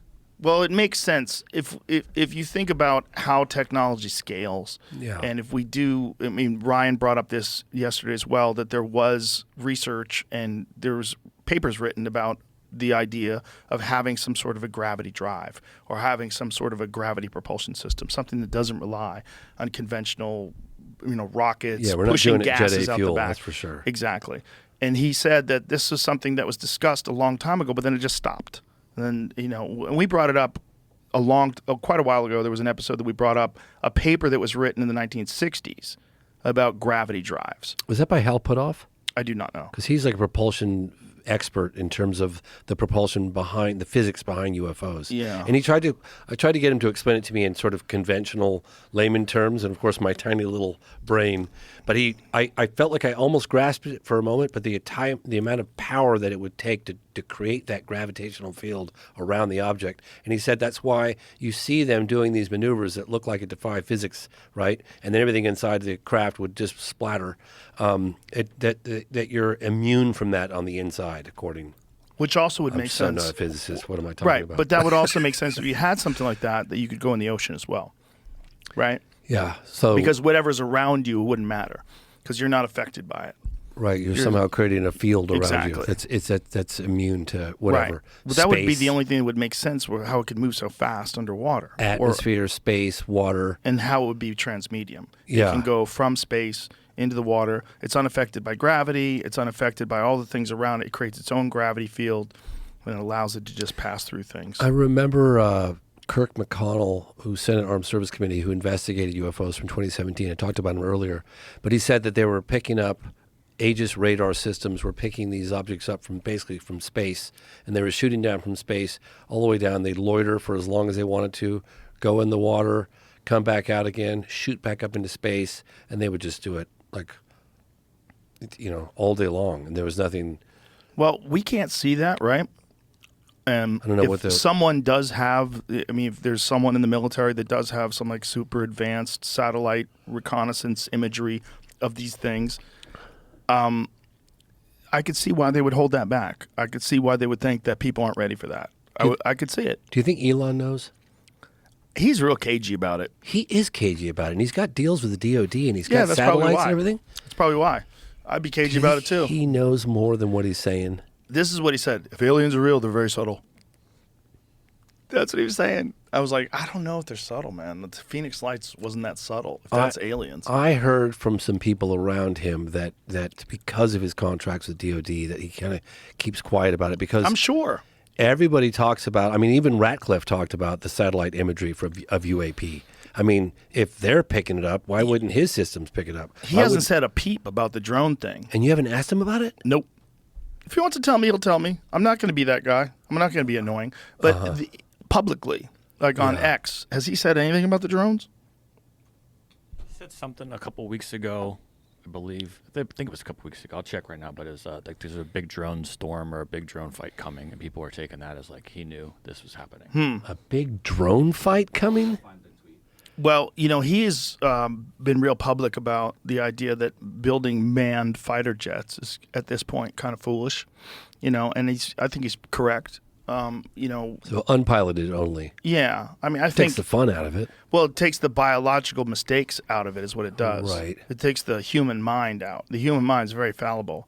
We already know that AI systems, like Mike Baker explained to us, that AI systems with fighter jets beat actual fighter jet pilots 100% of the time. So when they have these simulated, when they have these simulated dogfights, when they take AI fighter jets that we have right now, they beat our fighter jet pilots, the best of the best, 100% of the time. So they don't have any biological limitations in terms of what they can deal with G-forces. Yes. Yeah. Don't need. So you have that, right? So all you have to do is make the equipment and the materials robust enough so they can take insane speeds and not blow apart. But it certainly would be way easier to do that than it would be to get a human being to be safe in it. So much less badass, though. Recently. So what is he saying? Oh, so he clicked on it. Future wars are all about drones and hypersonic jets. So this is us talking about that. This is us talking about fighter jet pilots by humans will be destroyed very quickly. So he talked about it, so he put a clip up of us talking about it on the podcast. This was in November 28th. And so neither side has air superiority, and tanks are easily destroyed by missiles, so that leaves infantry and artillery, basically World War I. Drones are not yet available in sufficient numbers to matter, much like aircraft in World War I. A defense in-depth trench war means, and then it's a modern example. That was like 2 years ago. So did you get the impression when you spoke to Elon about UFOs that he knew more than he was telling you? You said he's cagey? Yeah, he doesn't. He doesn't even entertain the idea of UFOs. So if you bring up the Fravor incident, he'll just say no, it didn't happen, or that's. He just doesn't seem interested. I don't know. I mean, I would imagine what you're saying is true, that it's not wise for him to discuss it. That's what I would imagine. Yeah. If he wants to tell me, he'll tell me. And if he wants me to tell no one, I'll tell no one. Yeah. If he wants to tell me and say don't tell anybody, I won't tell anybody. But I'm not going to ask him. I think his position as, being the guy at SpaceX. Yeah. Why would you fuck around with that? He's got too much at stake. Yeah, there's way too much at stake. Yeah. Also, if anybody's going to find out, he's going to find out. If there's something going on, if something legitimately going on. The guy who can catch rockets with a crane, that's the guy. He's going to know. I thought the first time I saw that, it was like AI generated. It seems fake. I was watching the thing come down, and I just thought that's the ones that land before that. Those are insane. insane, and now you can catch them. They don't even have to land. It's nuts. Like, what he's done is just accelerate what we are capable of doing far beyond what NASA was able to do just a few years ago. So, I used to have a neighbor that worked for Elon Musk, and he drove a Tesla way early on when Teslas weren't that many out there. And I was like, "Whoa, you got a Tesla?" He's like, "Yeah, I actually work for Elon Musk, blah, blah, blah." And I saw him a couple years later, and I was like, "Hey, you're not driving Tesla anymore?" And he goes, "No." He goes, I don't work for Elon anymore." I was like, "Oh, I'm sorry to hear that. What happened?" And he goes, "Well, he works so hard and his expectations are so high." He goes, "I was at the hospital with my wife as she was giving birth to our first child, and Elon's like, 'I need you in the office.'" Oh, Jesus Christ! He said, he goes, a guy's got an incredible work ethic, but it was too much. He goes, I'm at the hospital. I don't care where you're at. Get dressed to work. It's like pretty brutal. That's brutal. Wasn't he sleeping in the? He was sleeping in the. Sure. Yeah, he was sleeping, working 16 hours a day and sleeping on the floor. Wow. Yeah. That's commitment. Well, he demands that of other people too, and maybe you want that, maybe you don't, and if you don't, you can't work there. It's just that simple. Like, if you want that, you hop on in. If you're a single guy and you don't have a wife and you don't have children, but if you do, oh boy, that's not a life for me. I wouldn't want that job. I think the closest thing to a spaceship on wheels is a Tesla. Oh, they're amazing. Pretty remarkable. I've had 3 of them. This is my 3rd. The acceleration is incredible. It's incredible. Like a gut punch. Yeah. And they're getting better. They're getting the autonomous driving is incredible now. I remember when somebody said to me, they were like, step on the, show me the acceleration. And I stepped on it on Model 3 Performance. And it seems fake. I got nauseous. Yeah. I wasn't quite ready. I turned myself a little sideways or something. I felt nauseous. I was like, wow, I ride motorcycles. I've been doing all this. I was like, but I was like, now I prepare myself for that. That's really fast. That's super bike fast. It's crazy fast. And it can actually, the beautiful thing is you can merge on the highway and you don't seem like a douchebag because you're not like, bah! It's not like really loud. Just super quiet. All stealthy. Yeah. It's all of a sudden it's going 100 miles an hour. Like, what happened? Yeah, I remember I got a ticket years ago on a motorcycle, and the guy that bought the bike had a loud exhaust pipe, which I ended up getting rid of. I didn't like the loud exhaust pipe. It's too loud. And I got pulled over, and the cop never even saw me. He just heard me, and he wrote me up exactly how fast I was going. He's like, "You're doing 90 to 35. I'm like, "I was?" He was like, "Oh, yeah, I could hear you." I was like, I went up through the gears, and I put it quiet. So, yeah, that's... Quiet is nice. Quiet has its benefits. It doesn't in a motorcycle, though. You want to be loud so people don't hate you. That's true, but I drive like the invisible man when I'm on a motorcycle. You have to. Yeah. I've had people look me right in the eyes, and they pulled right out in front of me. People want to. T-boned, sideswiped. And also, people are like, how many people are medicated? I don't think they see you as a threat. I think they see you as like, oh, you're almost like a gnat or something. I've learned, and I tell people that ride motorcycles, I've been riding bikes for 50 years. As soon as you get on that bike, you become the invisible man. Right? Pretend no one can see you. Pretend that no one can see you. You'll live a lot longer. Yeah. You can make eye contact with somebody. Doesn't mean they see you. Right. I've had people pull out in front of me. Like I said, I've been T-boned and all kinds of crazy accidents over the years. I wish they weren't so dangerous because I would love to drive one. Oh, they're amazing. I know. You just have to be, like I said, you just, Yeah, until you're not. I had 3 friends. I was getting my motorcycle license. Yeah, so how I was long ago? it was a while ago. 10 years? So it was a couple of us that worked on Fear Factor, a couple of the guys that worked on the set. We all decided to go and take lessons together. And shout out to Peter Hirschko. And he wound up getting his motorcycle. He kept driving it. And but one of the guys we worked with, he crashed his bike and fucked up his shoulder. And then one of the guys who was fighting for the UFC, Frank Mir, he got hit by a car. He got T-boned and ran into his femur, snapped his femur, and he almost lost his leg. His leg was, and it fucked up his career for years. So there was that, and then I saw a guy on the highway that was covered in a blanket. Oh, God. Yeah, he was alive. You could see, but his leg was so fucked up that they covered it in a blanket so that passerbys wouldn't rubberneck it. There's 3 of those. And then another friend of mine saw someone get hit, saw someone get rear-ended, someone not paying attention in their car, rear-ended a bike and had the guy flying through the air at a red light. So that was enough for me. Yeah, I know. I became a dad, and I had 2 motorcycles right before I became a dad, and I sold them. And then after 10 years, I was like, maybe I can get just like a dirt bike? Because I really enjoy riding. There's nothing like it, being on a motorcycle. So Imagine if you get a dirt bike and then a mountain lion takes you out. Like, God damn it. I have a dirt bike with a motor. Yeah, but even with a motor. I don't know if a mountain lion would be scared of a motor. Yeah, I'd be able to outrun it, but I think most of the time they get bicyclers. Yeah, it's most crazy. of the time they kill bicyclers. It's nuts. Yeah. So let me ask your honest opinion. I know we're wrapping up here. Okay. If you had to say whether you believed or you didn't believe, and look, you can't make any definitive statements. I get that. But you're a very influential individual who's done more for the push for disclosure. I hate to use the word disclosure. It's got a bit of a buzz, a bit of a connection to it. A push for government transparency on this topic, right? If you had to say something truly inexplicable that most likely would lead to NHI or non-human intelligence or not conventional, what would you pick ultimately, that you think there is possibly a non-human intelligence behind this, or that there is not? I wish I could be definitive like that. I know you can't be definitive. I don't. I try to stay as open-minded on this as possible, which means I fluctuate back and forth to fully believing to fully believing it's some military experiment and that it's a bunch of our stuff. But then there's stories like the things like the Tic Tac, and where you go, okay, 2004? How? Yeah. How could they do that in 2004? Is there a propulsion system available in 2004 that's that far advanced? And if so, how come there's so little evidence of it in a practical use? Like, how come that technology?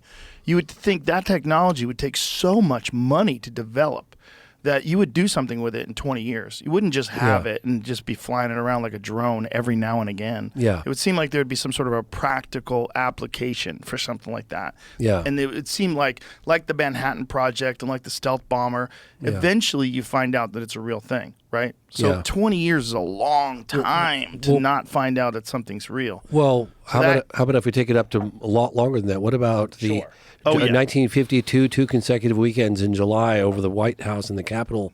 Yeah. And we had a press conference about that. Sure. We had a guy in general that basically admit that they're real. Kenneth Arnold, Kenneth Arnold, 47, those stories. That was phenomenal, yeah. And then you got to go to the Bhagavad Gita, like there's stories of things. The historical stuff is incredible, isn't it? Like, think of the guy that showed up with the blue skin. Is that an angel? Is that a devil? Like, what if you were living 4,000 years ago, you're one of the people that wrote the Dead Sea Scrolls. He'd be a god. Yeah, what is that? What is that visitation that you've experienced? With a craft, it would be right. Connected with a god, right? Right, and also the story. When you tell the story, like, what is this? And then someone illustrates it. How does it even relay in words? Especially you're using the words of 4,000 years ago. What are you describing? And if they really have always been here and they've always been visiting us, that's probably how you would describe it. You would describe it like Ezekiel did in the Bible. Yeah, well, I was in Africa investigating the alleged landing in Close Encounter of the Third Kind at Rua, Zimbabwe Aerial School in 1994. I wasn't there in 94. I was there much later. And the teacher, Judy Bates, who's now the head principal, and she was sharing with me these drawings that children did of the alleged creatures. And they were amazing, these drawings, big eyes and big heads, almond-shaped eyes, blah, blah, blah. And I'm looking at these drawings, one after the other, from all these school children. It was phenomenal. And I took photographs of them. And then a month later, I went to Australia, and I was investigating an alleged landing that happened at Westall Primary School in 1966. And that was incredible. I was there investigating, and I was showing some of the drawings of the alleged aliens that I just had investigated in Africa. And some of the people were like, "Oh, wow, these drawings are amazing. They look like the Wangina cave art." I was like, "The what?" the Wandjina cave art, the Aboriginals drew these things, and so they pulled it up, Wandjina. And the parallel, they're thousands of years old, right? These cave paintings in Australia, the parallels, the consistencies, it was the comparison of the two was like, what? Let's take a look at those real quick. Yeah, look up let's look Wandjina at that before we leave. Cave painting, UFO or alien. There's Wandjina. most likely something there. I just don't know. And if it's a thing, so let's say if it's a real thing, is it from another planet or is it more complicated than that? I think it's more complicated than that. Yeah. Well, that's Jacques Vallée's. See that? Yes. Yeah. Very bizarre. Right? I mean, look at that one right there with the dark eyes. Bizarre. Look at the three of them, and the one in the center, Jamie. Yeah, that one. Look how weird that is, man. That's so fucking weird. Look at the one with the dark black eyes right up there. Look how pale they are too. It's like, yeah, it's very weird. And then there's that one with the big dark eyes right down. Just go straight down, up, down. Yeah, right up to the right there. Look at that. Very weird. Very weird. Isn't that And it's crazy? also very weird how this is 4,000 years old, and then Close Encounters of the Third Kind, the 1970s. 4,000 years old, and I'm telling you, I could show you the drawings. One of the witnesses. Very weird. Yeah, it's just phenomenal. Listen, man, thank you for everything. Hey, thanks for what you do. Thank you so much for having me on. My pleasure. And I mean, your fucking dogged determination to get this stuff out there. It's very important. You promise you'll watch the program? I will 100% watch it. Comment Definitely. on it? I will. Thanks, sir. Awesome, brother. Appreciate I you, James. it. Thank you very much. So much, Joe. Thank you. It's on Amazon, the program. And then Moment of Contact is probably available everywhere, right? And The Phenomenon. Yeah. I know what I saw out of the blue. Okay. 50 Years of Denial. Oh my God, it goes back. Yeah, you've been deep in this rabbit hole for a long time, sir. But thanks, James. I appreciate you very much. All right, bye, everybody.